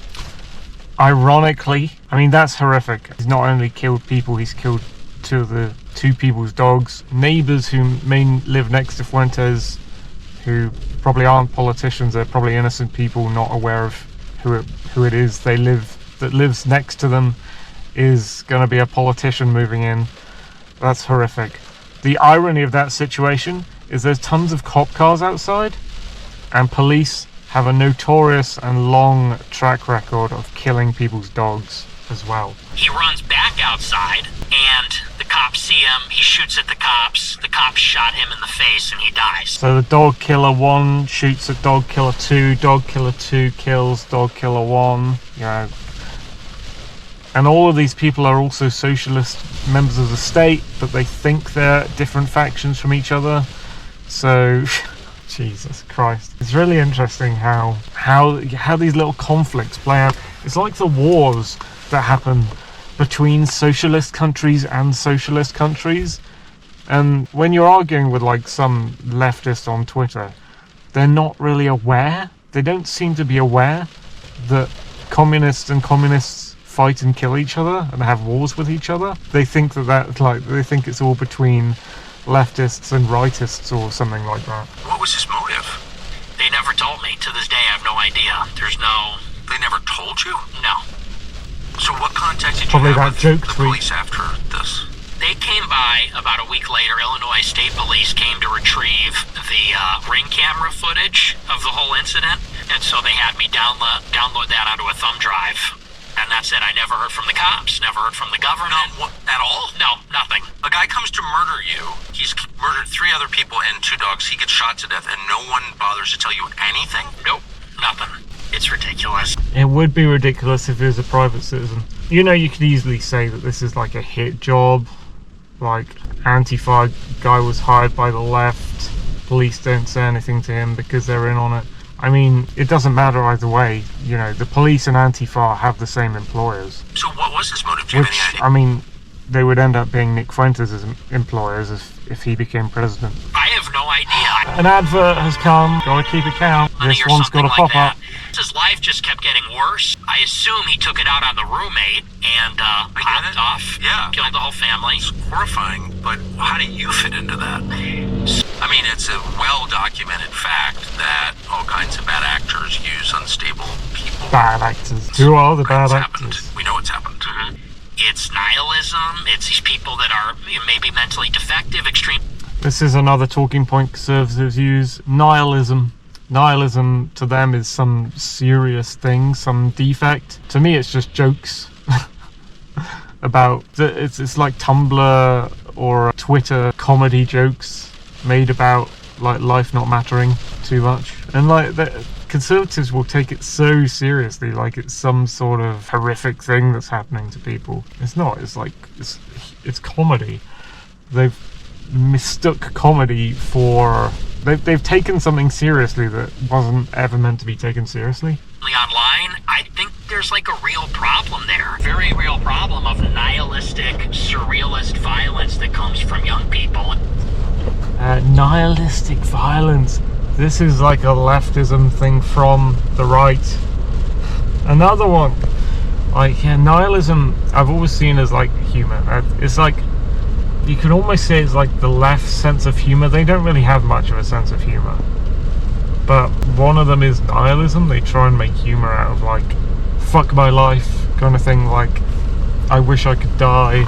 These things, I think the conservatives have taken them seriously. Describe the circumstances that have led to this violence. Like, how does a normal kid, young man, go from being a normal young man to being a murderer? They always have a few things in common. SSRIs are always a big one. Of course. A depressive streak. It's always somebody that is a loner, socially dislocated, or socially. So now he's just going to war with people with mental illness, the simplest kind that most people have, depression. That's not gonna work. An enormous vote. He believes in voters. An enormous amount of people who may or may not vote for him have depression, so it's not really winning people to his side. Sorry, the rain is getting really heavy. I hope you can hear this, and I hope you can hear me, but the rain is like blasting the road outside, like wind and rain. I have no idea how it's so intense, but it is. Dysfunctional.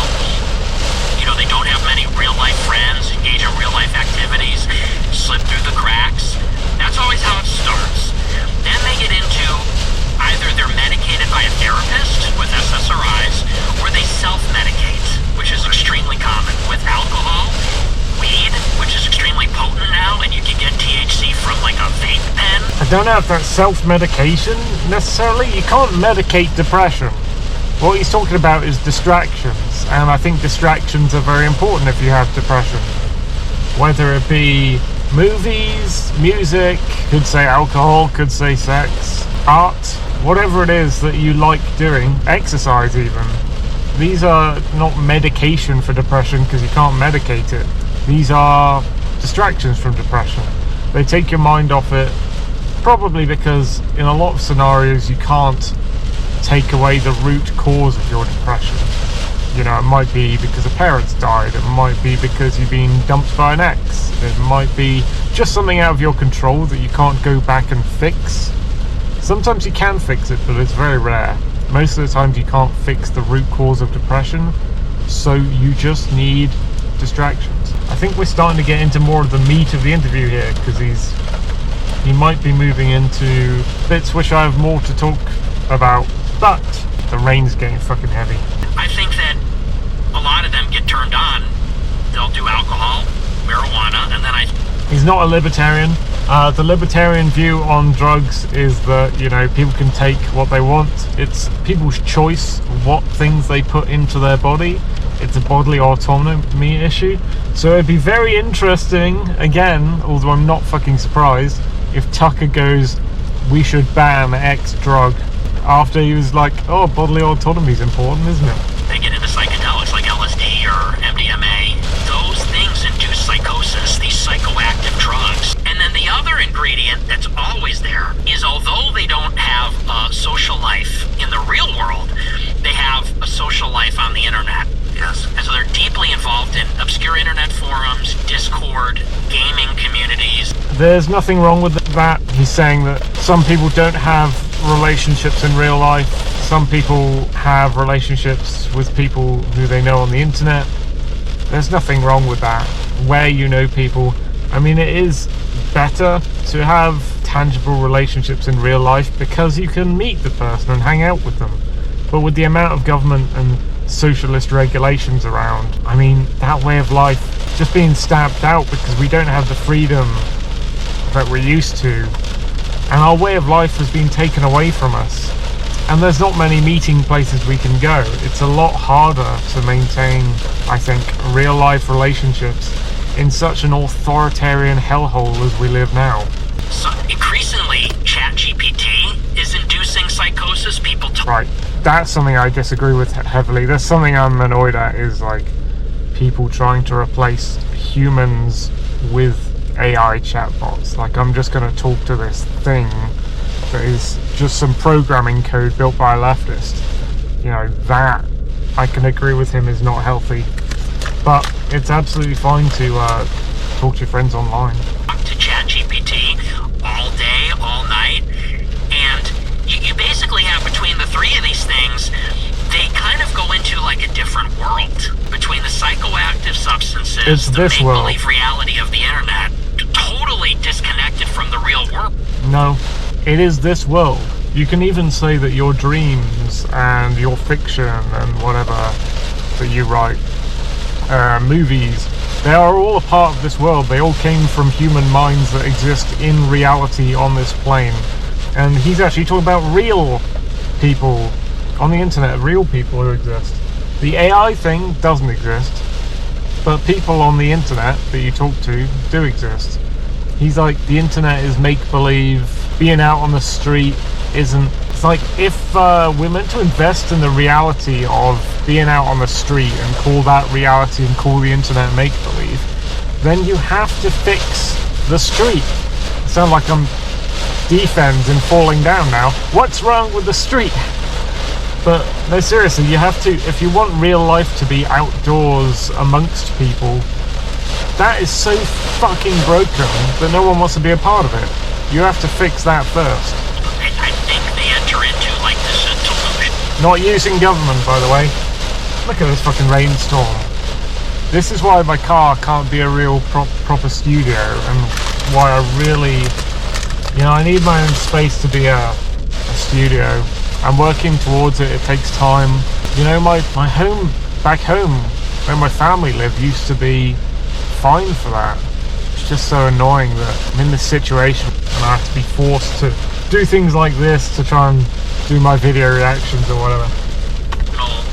State, and I think that's where that shooter in Minneapolis Advert. to like this delusional state, and I The think adverts that's are where their fault. that shooter in Minneapolis, I think that's what that was. It's interesting, your audience, as I imagine it, I've never seen any of your numbers. I don't even know how big your audience is. It seems big to me, but I think of them as young men. I'm sure he knows. That's the bulk of your audience, right? Yes. And yet here you are criticizing weed and video games and the internet, and you work on the internet. You are a creation. I mean, you wouldn't exist without the internet. I think it's right. I don't know how sincere Tucker is, probably not sincere at all, or genuine about this, but it's right that he's questioning or criticizing Fuentes for demonizing the internet or drugs or games or whatever. What kind of reaction do you get when you criticize weed, gaming, and the internet to young men? A lot of them agree with it because they get it. It's their life. A lot of them, that's their life. Their life is, and another thing we didn't even bring up is the porn thing, which is there also. This is their life, porn, and I think they know it's bad. I think they know there's like some sense of guilt. Porn isn't bad. There's so much I could go into on that subject. Maybe I'll do a video on it. Porn is free speech for a start. Conservatives are like, oh my god, porn can't be free speech. But it is free speech, and it is freedom of expression, and it is in fact the gatekeeper to free speech in the same way that hate speech is, which is a made-up term, because they're indefinables, and therefore they can be used as a tool of government to crack down on all speech. Aside from that, couples enjoy porn. Porn is healthy. Porn does educate you on sex in such a way that real life does not. It's a freedom, it's a bodily autonomy thing, it's not something you should ban or take away from people. And also it's led to stuff like the Online Safety Act, and I think digital ID and all that. It's insane for people to demonise it in such a way. I think a lot of conservatives are prudes. Conservatives see sex as only a baby-making factory and nothing else, as far as I know. The weed, as in drugs, they can be bad, but it's literally not up to you. They're trying to get offended on behalf of other people. They're trying to stage interventions. They're trying to be authoritarian and get in the way of people's freedom by saying, you can't take this thing, it's bad for you. It's literally not up to you what's bad for another person or how they choose to damage their body. It's their choice. Well, geez, I think there's something deeply wrong with that. When you, I'm against alcohol too. I think it's alcohol's another drug, a much more popular one. I'm sure he wants to ban that. Part of life. I think sobriety is should be experienced, and I think that weed is even worse. I do agree that alcohol is very bad for you. It changes your personality when you're with friends, affects you badly, impairs your judgment, and can lead to you hurting yourself. If anyone knows my story with my dad, after he hurt himself from a fall, drunk at night, slowly persuaded him to get off alcohol, and it was bad for him. But I mean, I kind of feel bad and guilty about doing that in a way, because it's meant to be a person's choice what they imbibe or put into their body, even if it's harmful for them. I'm glad he got off it though. I think it was a matter of encouragement, which is, I think, the way of doing things. I didn't say, you can't have alcohol, I'm gonna somehow ban you from having it and stop you from getting it. I just said, Dad, I think alcohol played a large part in your injury. I mentioned that sort of thing to him. One, it's very dangerous. You have a 12-pack for breakfast like everyone knows. People that are addicted to weed are not motivated, don't care about anything other than weed. So that's that individual's choice. Leave them to it. Like an irony there where I used to hang out with a lot of stoners in high school. I never smoked weed, but all my friends did. Advert. What is porn exactly? Describe. What is porn? Describe porn. The whole point of porn is it's not describable, it's not definable. Anyway, wow, it's so rainy today. At least I speak up over the rain, huh? Quiet old introvert me trying to drown out the rain with my voice. Shame I can't do that with this. You said it's a huge factor in the lives of young men, and a bad factor. Why? It's reality distortion, in the sense that, a lot of people maybe don't realize it. When we talked about this. He's trying to make it out that porn is a skewing of reality and a false perception, but I disagree. People are getting turned on to porn when they're 10 years old. That's down to parenting. Kids probably shouldn't have porn until teenage years, probably early teenage years, but again, it's down to your parenting. From when your child is a baby all the way up to when your child is 18 and about to become an adult, that's on you. They're your property. You're the biological parent, whether you're the mother or father. You need to raise them in a good way. Nobody's mandating that. Nobody from government should mandate it. Nobody from child support government agencies should take your child away. But you need to raise your child well in a moral way, and morals do vary from person to person. Some kids will not get a good start, some kids will not get a good life, and others will, and that's entirely down to parental choices. It's when you are going through puberty, when you're developing your sexual faculties, how could you stay away from that? Every kid has a phone, every kid has an iPad, and that's part of the problem with parenting. You're saying every kid has a phone and the internet. The one I hate is every kid having a little credit card and going into the corner store on their own and buying sweets with their credit card they've been given by their parents. Fucking hell, that one's insane. But yeah, good parenting is, there's not much of it around these days. You shouldn't let your kid on the internet. They wouldn't see porn anyway, in that way, because there'd be no internet. You shouldn't let your kid have a phone. It's what's the rationale for letting your kid have a phone? So they can call me to let me know where they are when they're... why have you let your kid run off to some place where they need a phone to contact you to tell you how they are? You should know where your kid is at all times, until they're 18. Anyway, it makes me miss landlines, because it's you go over to your friend's house, or there's a landline over to your kid's friend's house and their parents. Contact that landline to make sure the kid's there. If the kid's not there, drive around the neighborhood, pick them up, bring them back to your house. if you know what it is, loaded up with porn. And it's infinite, and it's ubiquitous, and you can get every kind of it you want, whenever you want. It's in your pocket. And so something that is almost never talked about is that this is a generation that's totally sexually dysfunctional, I think, because of pornography. And some people are able to cope with it. Some people don't have a problem. I completely disagree with him that you've got a generation that is sexually dysfunctional because of porn. Porn's always been around. in one form or another. And they're like, oh, the availability argument, it's more available now. Like, no, I think there's always been a way to see porn. And porn is undefinable. It's many, many different things. And that's how it's used against speech. But I think a lot of people, and maybe even a small minority, have a serious problem with it. Small minority? I think that it's impossible for a real woman to compete with the availability and the novelty of pornography. This is what I want to respond to, but look at the fucking weather. Drowning out. This is the particular thing that I would love to be able to respond to the most. And it's the worst possible state. You know, I'm not being distracted by humans moving by in their cars. I'm distracted by the insane loudness of the weather. He's saying, how can women compete with all the women in porn that you find? Well, they're women too, so what are you talking about? They can compete. And saying, like, how can a woman compete? Like, if a guy is to have a relationship with one woman, how can that woman so-called compete? And what do you even mean by compete? With the guy seeing thousands of other faces in a night, different bodies and things.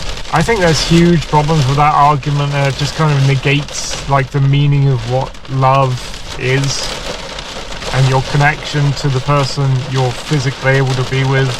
I mean, with porn, you don't even get to touch those thousands of people. Also, you as a couple could be watching the porn. You could be watching the porn with your girlfriend, and it's like, a lot of the problem is like comparing yourself.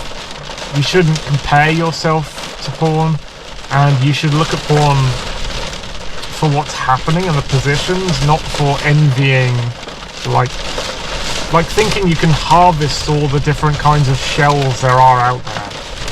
You know what I mean? Porn shouldn't be about like, oh, let's see visually every kind of body on earth and somehow lay claim to it. It's not like that at all. At least that's not what it should be used for, and there are a lot of people with a lot of balked and broken mindsets who may think of porn in that way.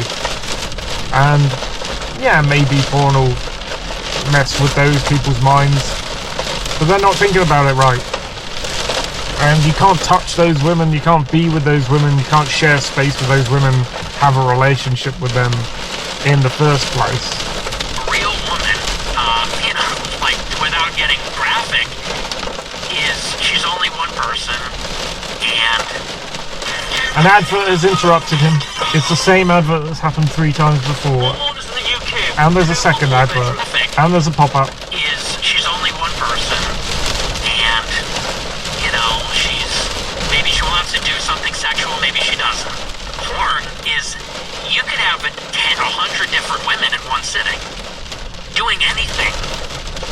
But you can't, because it's porn, so you can't have a single one of those women in one sitting doing anything, because it's visual, it's through a screen, you're just looking at something happening, it doesn't concern you, it's nothing to do with you, you're jacking off to it.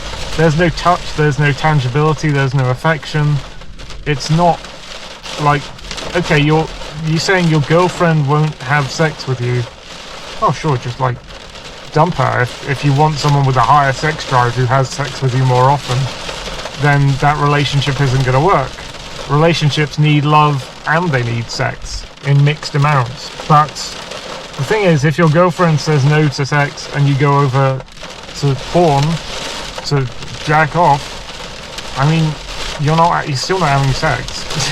You still haven't got a girl who's touching you or you're touching them, tangibly sharing space. You haven't got anything, so you might as well, you know, dump the girlfriend and get someone new, because you're not getting what you need from the girlfriend, and you're also not getting what you need from the porn. Whatever niche or idiosyncratic thing a person might be into, it's there. And so I think he keeps going, it's there, you've got it, you can have this, but you can't have it, it's not having it. Having things is physical, it's tangible, it's really like this. Like, if I see a picture of something, then that's not me getting that thing. Here's a picture of an apple. Okay, I'm not eating the apple though, am I? You can make an analogy out of that. Like, you want to eat an apple. Someone's got an apple in front of you. They say you're not allowed to eat this apple. Right, fine, I'll go and look at pictures of apples instead. That will satisfy me. That's the perfect analogy. Availability, it makes it so that, you know, when you think about courting a woman, Courting. it just isn't worth the squeeze. Very old-fashioned. And so there's like also a problem of like erectile dysfunction. People that can't enjoy regular sex because it does not compare to the intensity, the novelty, and the availability of porn. I don't know if that's why that stimulation happens. And so I think that's sabotaging a lot of normal sexual relationships. It seems like it's making a lot of people gay too. Yeah, and trans. You think that's true? 100%. From what I know of Nick Fuentes, there's a gay side to him from what I've heard about him. I think that the novelty is a huge part of that. I think that if you are somebody that uses pornography multiple times per day, which many people do, actually, well, eventually you get bored and you want to move on to something more extreme. And so this is the next thing I want to respond to. He's making an argument that I've seen many people make that, again, I don't agree with, that sexually wise, you get desensitized to stuff, and when you get desensitized to it, it forces you to seek out something more extreme. So you go for all these kinks, some people call them.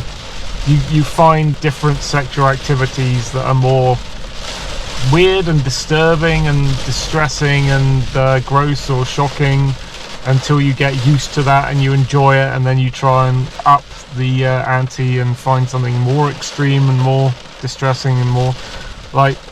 I don't believe this is something that happens. I believe that people like what they like, and that the Conservatives are reacting prudishly to what some people like in such a way that they can call it extreme, because they don't understand it, because they themselves don't want it that way. And you're always chasing that initial feeling the first time you used it, or the first time you saw a certain thing. And I think eventually you just chase more taboo, more transgressive. And I think maybe some people are more prone to that than other people. Being jaded and looking for something more transgressive. That's just a fact. I was going to react to him saying that's just a fact, but an advert came in. Fuck your adverts, Tucker Carlson.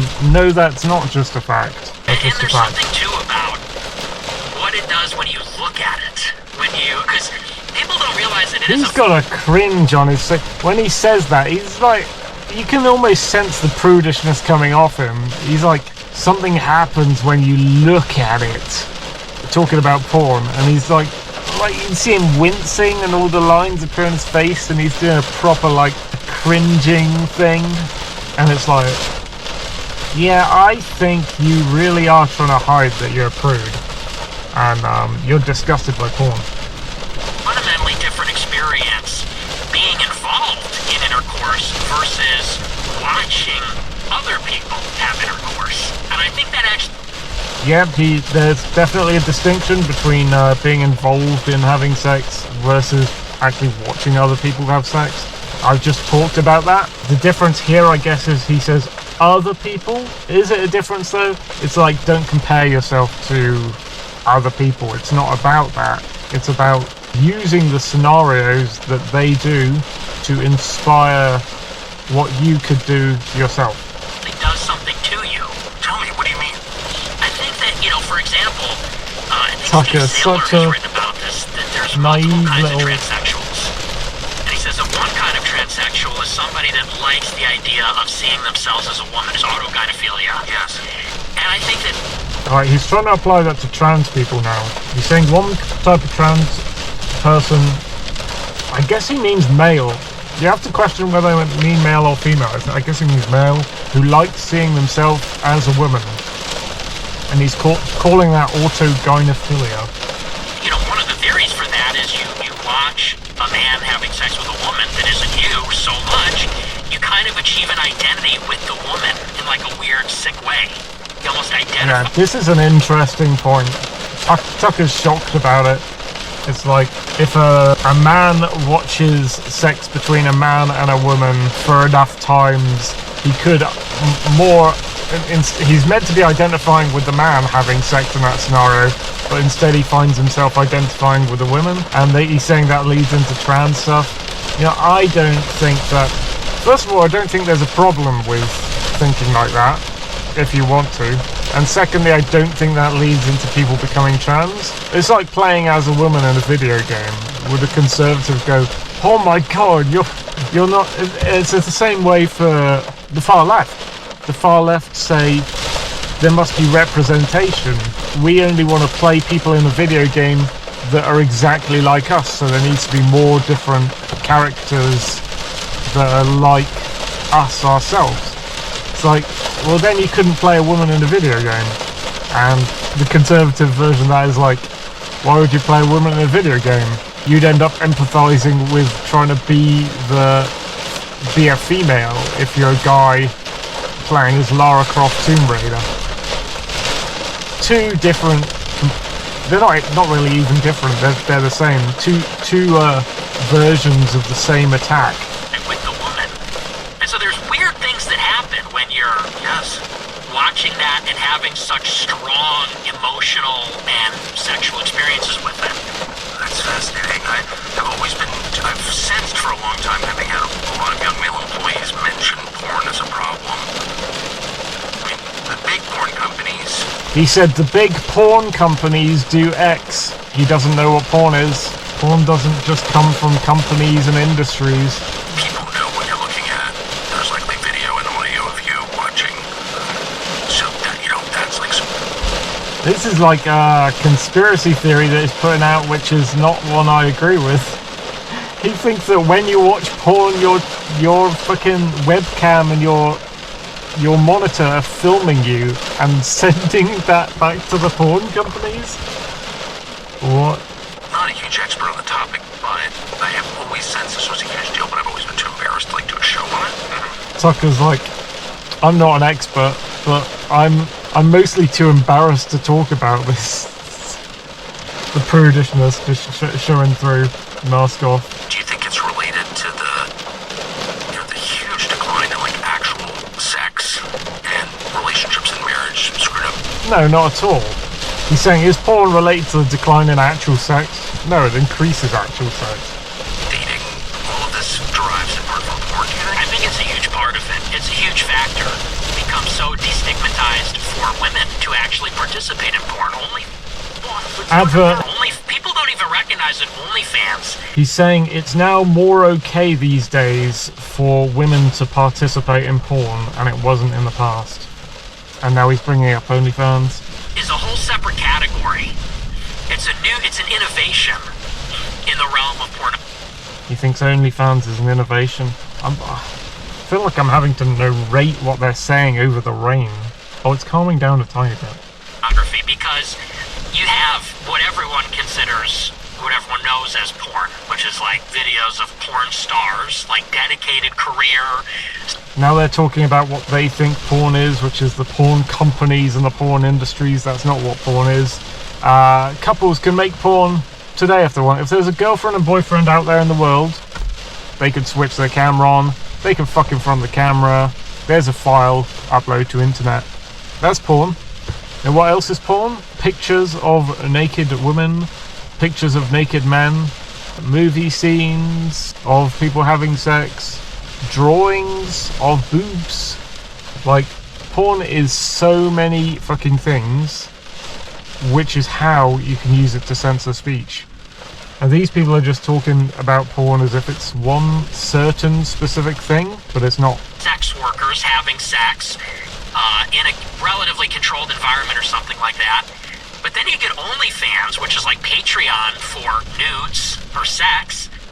And basically, there's now a very large subculture, much larger than people want to admit, of women who the moment they turn 18, that is what they do, is they make an OnlyFans account and they become an amateur porn star. And it is completely casual, because you could say that maybe 10 years ago... I will admit that there is more of a porn star culture brought about by the OnlyFans thing than there was in the past, where unfortunately there is this, it's brought about by the state's messing up of our society, the government's and the left's destruction of our past 20th century lifestyles and things, to the point where it's quite hard to get a job. And some women have looked at this, like OnlyFans, and before that there were other like cam girl sites like Chatterbait and stuff, where a woman would just turn on a webcam, she'd wank off in front of the webcam, and I mean that's free money right there, because there are rich simps who think they're getting a relationship out of it and they're not, and then the women will learn to just string those guys along for more and more money every time they strip off in front of a camera and wank. And yeah, it's just like women see this thing as a way of not going to work and yet having a bunch of money, and in that way there has been a big increase in like amateur porn stars in terms of using this OnlyFans site as kind of lazy socialism. And it's a poisonous relationship between these weak rich men who think they're getting a relationship when they're not, and these weak lazy women who think they found a way to not do work and get money. And it increases abuse of men by women, adds to feminism, adds to socialism. It's, yeah, that is the OnlyFans and camgirling thing, ethos and simps, is more of a problem than porn. Of internet porn, to be in porn, you gotta be a porn star. Like, that's your life, and that's your career, and that's who you are, and it's very shameful. With OnlyFans, it's like having a TikTok. It's like, here's my link tree, here's my Instagram account, here's my Facebook account, here's my YouTube, and here's my OnlyFans. Maybe there's a political benefit to that. I think that, Why wouldn't you arrest the people who run something like that? you should be, if you had a Christian government. Why would the government cares about its people? I mean, He's asking for Christian government. Iran's not turning my daughters to prostitution. Right, I'm aware of. Right. Right? I mean, that seems like one of the worst things that could happen. So Tucker's now worried about the OnlyFans thing, that it could turn his daughters to prostitution, and he wouldn't be aware about it until someone like makes him aware about it. And that is a thing that's going on with the OnlyFans thing as well, yeah. Like, kids are going on OnlyFans to make money. I don't know if it's kids. I mean, kids, fucking hell. No, I think you have to be a certain age, but again, I'm against the digital ID thing, but how would you prove you're a certain age to go on the sites? So I reckon some underage people might have got on. But yeah, even for the kids who've turned 18, it's kind of shocking for their parent to find out that they're on OnlyFans, which they can do. And that is a modern thing. It's kind of a sick thing. Oh, absolutely. But it's not porn, it's just like online prostitution. And a kind of socialist, it's basically like universal basic income. Here's some money for not working.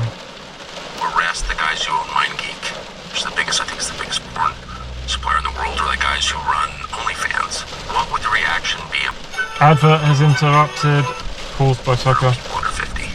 I think there would be broad support for that. Really? I do, actually, yes. I hope someone will say that. And Someone needs to. I hope someone arrests them, like, right away. Yeah. That was actually one Seizes of their assets and puts them in prison. Now they're saying that a Christian government should come to power, and they should seize the assets of the people who made the porn sites and the OnlyFans sites and throw them in jail. No, that's incredibly authoritarian and insane. The way around the OnlyFans thing is good parenting, including not having your kids have internet or a phone or a credit card, and getting them good work. And if you get rid of government, then you have more workplaces, you have competitive businesses, you have a lot more of them, because you have no work regulations. Also, everyone's money automatically goes up massively when they're not being taxed. Trafficking. Yeah, oh, I yeah. thought we were against human trafficking. Yeah. Well, So you think that young people, because you always... Now they're saying human trafficking, that is a common way of attacking porn. I've not seen enough definition and proof of what is meant by that. they've never provided enough proof for this thing, human trafficking, as if there are, I think that would be a problem with, it seems like it's a drug cartel thing, to be honest, not really a porn thing. Porn is, again, a massively broad subject, so they're talking about a section of it that might be run by drug cartels and trafficking cartels as a way of making like pimp and prostitution stuff. I don't think that's OnlyFans, and I don't think that's the majority of porn either. It's ruining their lives, and they know it. I'm sorry I called you gay, by the way. But I'm always shocked. I'm sorry I called you gay, by the way. Why is anyone married? You tell me, why aren't people married? He is a bit gay. Well, I mean, honestly, it's the women. The women are extremely liberal. No one talks about that. Now it's moving on to another thing I wanted to reply to, which is like Fuentes' criticisms of women. Tucker's like, why aren't women getting married? And Fuentes is like, they're all fucking feminists now. And I kind of agree. Recently they do, especially after the last election, there's a 45-point difference between men and women. The men are extremely conservative. Increasingly, the women are extremely liberal. So he's saying because they're all believing and voting as something that actually does something. He's saying that women mostly vote for the Democrat Party and men mostly vote for the Conservative Party. They're both voting for leftist socialists, so who cares? On what issues? Like, what does that mean, liberal? The voting that's the problem. Very feminist. Like, actually, extremely feminist, yes.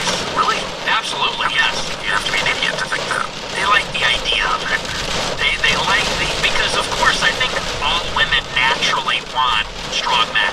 Of course, obviously, naturally. Conservative propaganda, all women want strong men. We are the strong men.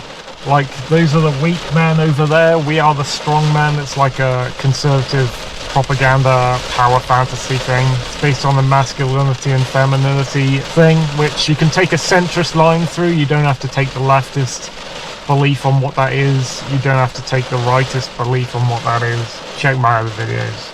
They want a Chad. You know, they want like a tall, buff guy. But I think... Also, Fuentes is like, I think women want a big, strong, buff guy, and like, Fuentes is a little weedy guy in a suit, so... None of them want to work either. None of them actually want to work. Women don't want to work, so that leads into the OnlyFans. They'll work outside the home. Right. They don't have enough work at home. Yes. A lot to do. Advert is interrupted. Add to the count. Pop up. No, I completely agree. So that's why I question, like, their feminism. What sense? And, you know, they like these vague appeals to equality. We want a chance to work, and we want respect. Equality is communism. You know, I think the whole political system is just based around women never being accountable for any of their choices. Ultimately, that's good. Now he's getting into MRA stuff. Women not being accountable for their choices, sort of thing. There are a lot of women out there who are like this and hate men and kind of weasel the whole thing. You should watch the Honey Badger Radio or Honey Badger Brigade channels and check out their live streams. They've exposed a lot of this shit. to be what that's what abortion is. Yeah, of course. Because 99% of abortions are elective. You had sex out of wedlock with someone you didn't intend to have kids with, so now we have to kill the kids in the womb. And, you know, these no-fault divorce laws. These women get married to guys maybe they never intend to stay with, and then when they're out, they're done. And they want child support and they want half the stuff. I think a lot. This is an MRA thing. Very well documented. Lots of women will just get into relationships just so they can have the kid and all the benefits and everything from the state that comes from having a kid, and get out with their own little human to control and get rich off the ex who they didn't really love anyway. So you need to be in love before you think of getting children, like, properly. And men need to watch for this as well. Just don't go ahead with kids unless you're sure. Estimation of themselves. I think that people call it wholeflation. They're wholeflation. Yes, They're saying a lot of feminists and leftist women are arrogant, and he's calling it whoflation. They have a high opinion of themselves when they're actually, a lot of them are just not very attractive. Sense of their own looks and sexual value is very inflated. I don't want to start a family with a person like this. Yeah, it is. Don't date feminists. Even the patriarchy, as I fervently do, because that's just reality, you know. What the fuck? Tucker just goes, if you believe in the patriarchy like I do, that's just reality. No, it's not. Patriarchy is a made-up feminist buzzword that describes something that is not reality. There's no such thing. We didn't choose the system. We were born into a system. We didn't choose the system. We're born into a system with men ruling everything. No, there is no such thing as patriarchy. It is a unicorn. Part of nature. Can't get out of it. So if you believe that that's true, which it is, It's then not you true, think that Tucker. men should It's not lead, fucking and if true. it's going to be better, men should make it better. When I say the right or the left now, Tucker Carlson believes in patriarchy. Like any standard feminist, Tucker the feminist. It's their job. Right.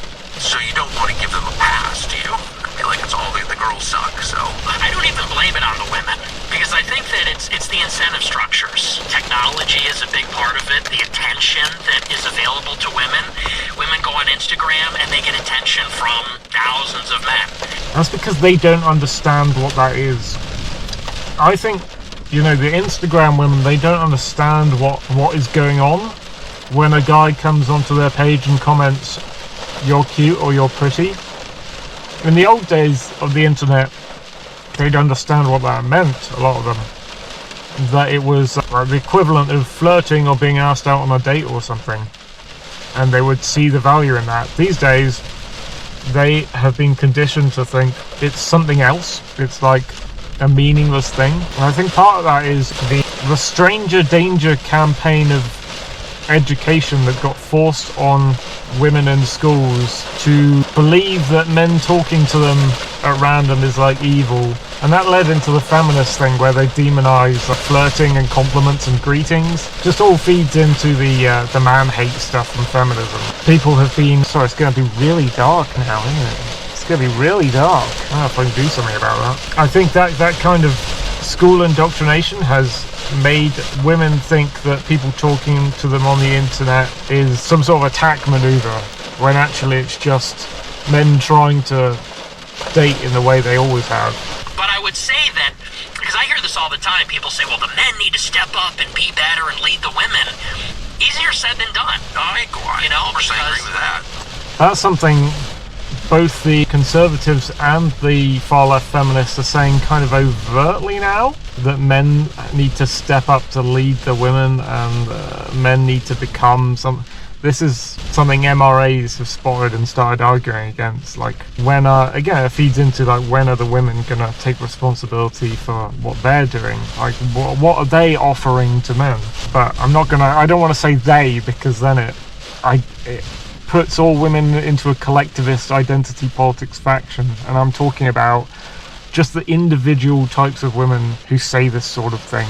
It's their problem. They're at war with the system, and not even just the Not system, all women but also say it. society. Not Because all women let's do say these you things. find one of these so-called good girls who's Christian and traditional, but through osmosis, wherever you go, she's going to be in society. She's going to be on TikTok. She's going to be on Instagram. She's going to be talking to other women. And maybe she's one way you would... Yeah, so what he's saying here is correct. Conservatives may, via osmosis, absorb the feminism and the leftism, because a lot of people don't recognize that we're living in an insane authoritarian socialist society, which we are. And therefore, you can say you're a right-wing conservative woman, but an anti-feminist man would recognize feminist views within you when you're saying, like, you're a conservative or you're a non-feminist even, because you have to be really on the ball to fight feminism. You have to be a certain kind of woman who knows what it is and rejects it. Rejects authority, doesn't comply with a lot of legal stuff or government stuff. The anti-lockdown is a bit better placed, I think. Yeah, I found a fucking anarchist woman, as in not Ancom or anything, but Ancap, supposedly, woman, who turned out to be a feminist. I made a video about it, actually. It's on the channel. This Twitter user who I thought was Ancap libertarian the whole time, and then suddenly you find out she's got like feminist views, like believing in male privilege and patriarchy and rape culture, and it's like, excuse me? Your whole ideology is geared against this stuff, and you've somehow not noticed, much like how Fuentes and Tucker here are like not noticing that they're not for freedom and they're not for bodily autonomy or free speech. And I think that women, as kind of the ultimate conformists, the ultimate enforcers of like social norms, I think eventually the pressure from society kind of gets to them. Advert has interrupted. Pressure from society kind of gets to them, and a lot of them will go into. Depends what kind of husbands they have. I can't believe Tucker's like 56. There's no category for happily married middle-aged liberal woman. They're saying liberal, but they mean leftist. Leftists don't tend to want to be married to men. That could be a bottomless pit. It happens though, but it's rare. The one critique I have of the men is that they They enable can't this possibly behavior. stay together. That's for sure. This epidemic of simps. Simps are a certain part of men who they're saying enable this behavior. Yeah, I hate the wording, but yes. He's talking about patriarchy and women's place in a society. There's no like such that. thing as patriarchy. Whereas Christian men, Catholics, Protestants alike, they worship their wives. They worship the women, put them on a pedestal. I think we're required to love our wives. Husbands, love your wives. Wives, respect your husbands. That seems like a very natural balance to me. Yeah, and I think that you have to love your wife as your wife. Yeah. A lot of men... As opposed to what? Your mom? Well, no, like No, your buddy. No. Because I hear Buddy? this all the time, and I hate this. Guys will say, I married my best friend. Right. And I think, she's your wife. She's not your best friend. And I think Quality your is best communism. friendships are with other men. And I think that your wife ultimately is Only be subordinate friends to with you. men. She's your helpmate. And ultimately, as the man Helpmate? in the Did he say? marriage and as the father, you have authority, the final Helpmate. say over Did the he actually say household. that? And I'm not a freak where you say, shut up, woman. And your wife gives input, but the authority rests with the man. Of course. Of course. So, of course you could make your wife do whatever you wanted. You're bigger than she is. Right. No, you Please your can't, wife. because That's that'd be a very property natural. violation. You want your wife to be happy. Absolutely. And the whole happy wife, happy life thing is completely real. It's not a choice. It's the biological reality that you live with, that you were born with. You want your What wife do you to be mean happy. it's not a She's choice? unhappy. Everything's a choice. You're unhappy. To a much greater extent than vice versa. But somebody needs to be the final decision maker. I completely agree. And when you give up that, when you abrogate Someone that, needs to be the final There's no decision respect, there's maker. unhappiness, What is there's this? This is like the leadership and Well, government that's the simping ingredient stuff. that's missing. I'm very no masters, no slaves. These guys, they're literally saying, I want masters, I want slaves. I just noticed this, that men who stay unmarried for too long become kind of fragile. That's some fucking bullshit there. Some propaganda, some weird ideology in Tucker's head. If you don't get married super quick, then you're fragile. Sounds like a feminist again, doesn't he? Getting torrential again. Advert, it's a really long one. It's the fourth one about yogurt. It doesn't make me want to buy yogurt. A second advert after the super long one. Yeah, I certainly get what you mean by that. Yeah, you don't want that. Yeah. Or lived with one. No, I haven't lived with them, but, Fuentes admits he hasn't lived with women. On the level of experience, you don't always understand what they're saying. Because it's never about what they say it's about. There's a Right? sarcastic Men are just eye tend to to be kind of dog-like in their straightforwardness. I'm hungry, I'm horny, whatever it is. I disagree. I feel like men are complicated. I feel like women are like, I'm hungry, I'm horny. I feel like men are very complicated. Really, how? Because men have different... Men I are think that's a masters good of the nuanced universe. view. Women are the universe, This is what Spengler says about them. And I don't agree with whatever the so fuck I that think was. that men have a deep connection to things like math and space, and they want to conquer the world. And women, I feel like, are actually very primal. They want security. Yeah. Security is safety. Don't ever go simping for that. Women very frustrating when they are not expressing, and I just view that as beauty of it. it's There's a when you look beauty at in your women favorite frustrating TV shows, you. right? Sopranos, No. Breaking Bad. Ayn Rand, I agree with her about this. She said that the wife's role Based? is like hero worship. The guy Not is the based. hero. The guy is supposed to be the entrepreneur, the conqueror, whatever. And the woman is really supposed to support the man's goals and be in his world. And I've That's the felt that last way. thing successful men need is more power worship. Yeah, I don't agree with that. I think that's coming from Ayn Rand. Ayn Rand is a good love advocate, actually. She advocates for male-female coupling relationships. I think that's what she would have been getting through there with her quote, but I don't believe in the whole hero worship thing. Like a woman worshipping man. I mean, I think the woman should love the man. I don't know if the woman should... Depends what you mean by worship, I suppose. shouldn't worship him as a master or as a god. You should worship him as your boyfriend or your husband or your lover. Hero worship, or you're so great. But the man should do the At same. work, you don't want that at home. You become an unbearable asshole, and then you fall prey to what destroys every successful man, which is hubris. Like, Yeah, it all if someone ass kisses you all the time, then you get That's how you arrogant. become balanced and wise.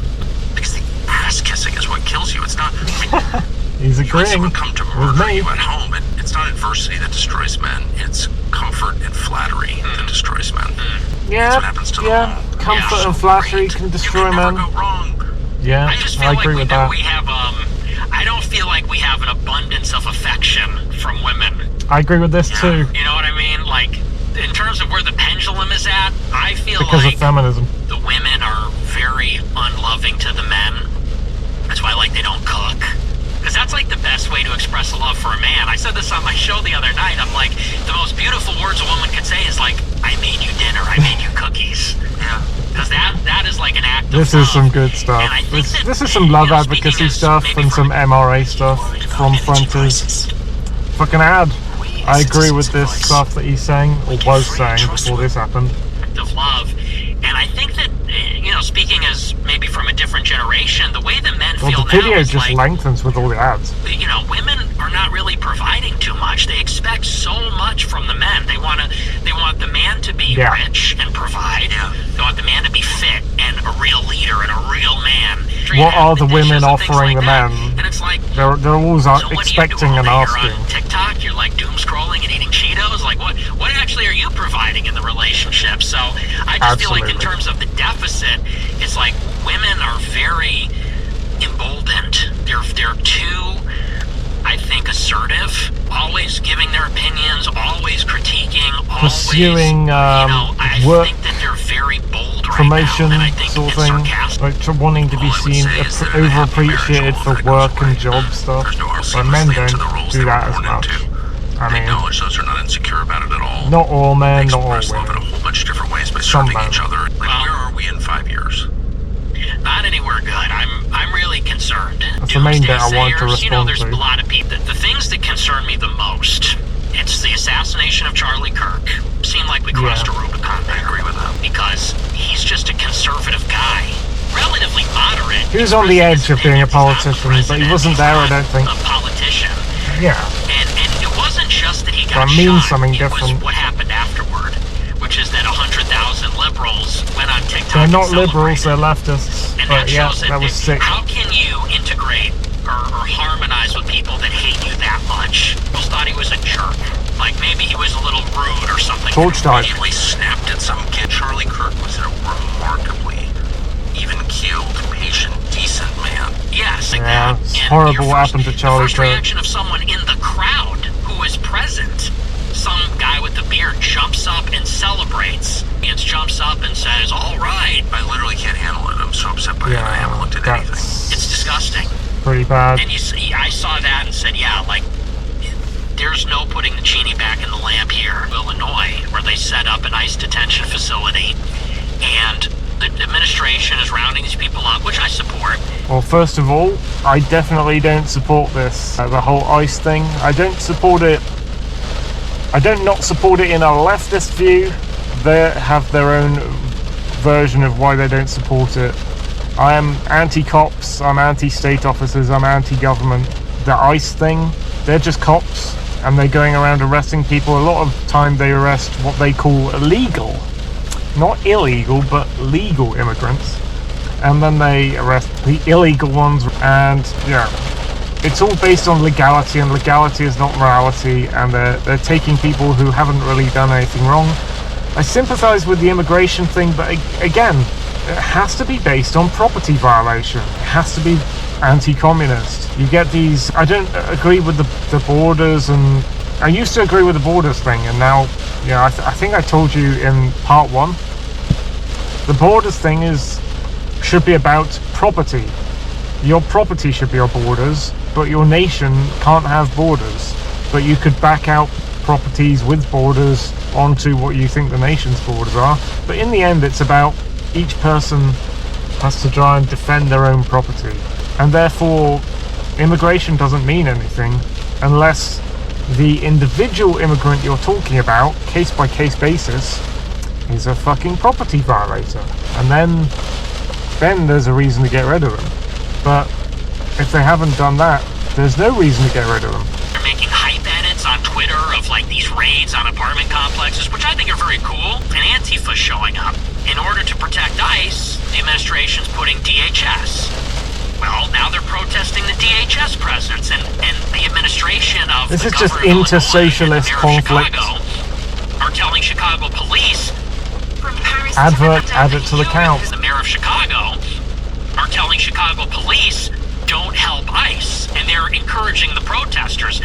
And what I see there is like a level of tension that just keeps increasing. There's a security division too, the police versus ICE, the police versus DHS. Oh really? Is there police versus ICE? More inter-socialist battles. And I see all the ingredients of like a low-boil civil conflict, full-blown civil war. And I'm not that guy, but You're not Tim Pool, for huh? that to happen. So I'm deeply concerned about where that will go. How would you handle it if you were in charge? He's asking him what he'd do if he was president. He literally said it. Maybe this is controversial, but they have to crush the other side. Speaking in Challenge terms the of sides, and let left them do and their right. thing. Utterly confront them and defeat them, and remove hope from the equation. He wants to crush and If you defeat resist, the you left will be if he's in arrested. charge. This is an insurrection. There's But 10 the million people here Conservatives do illegally. leftist We're things getting all them the out. time, You're so right. that would It create has to more be civil crushed. war, because he'd have to crush If you himself. do it I don't know how that Barry can go out. All my lights have gone, dude. And if I were Trump, I would say screw 200 National Guard. Like, arrest the mayor of Chicago. Like, arrest the governor.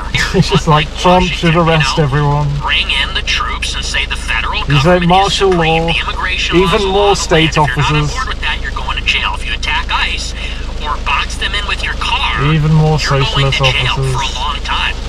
Anything I'm less than completely that, you might against as well Nick just not on even this. park up that tree I'm at the all. opposite. Full on opposite. Thank you very much. Thank you. Nice to meet you. Likewise. There we go, folks. Okay. There we go. I don't have much in the way of light. This will conk out. But that was my reaction to Tucker Carlson versus Nick Fuentes and my comments on it. Thank you for watching. What a day. We put a weight limit on the t-shirt. I don't know, do we want to give shirts to fat people? I think we made a decision we don't want fat people to wear the shirts.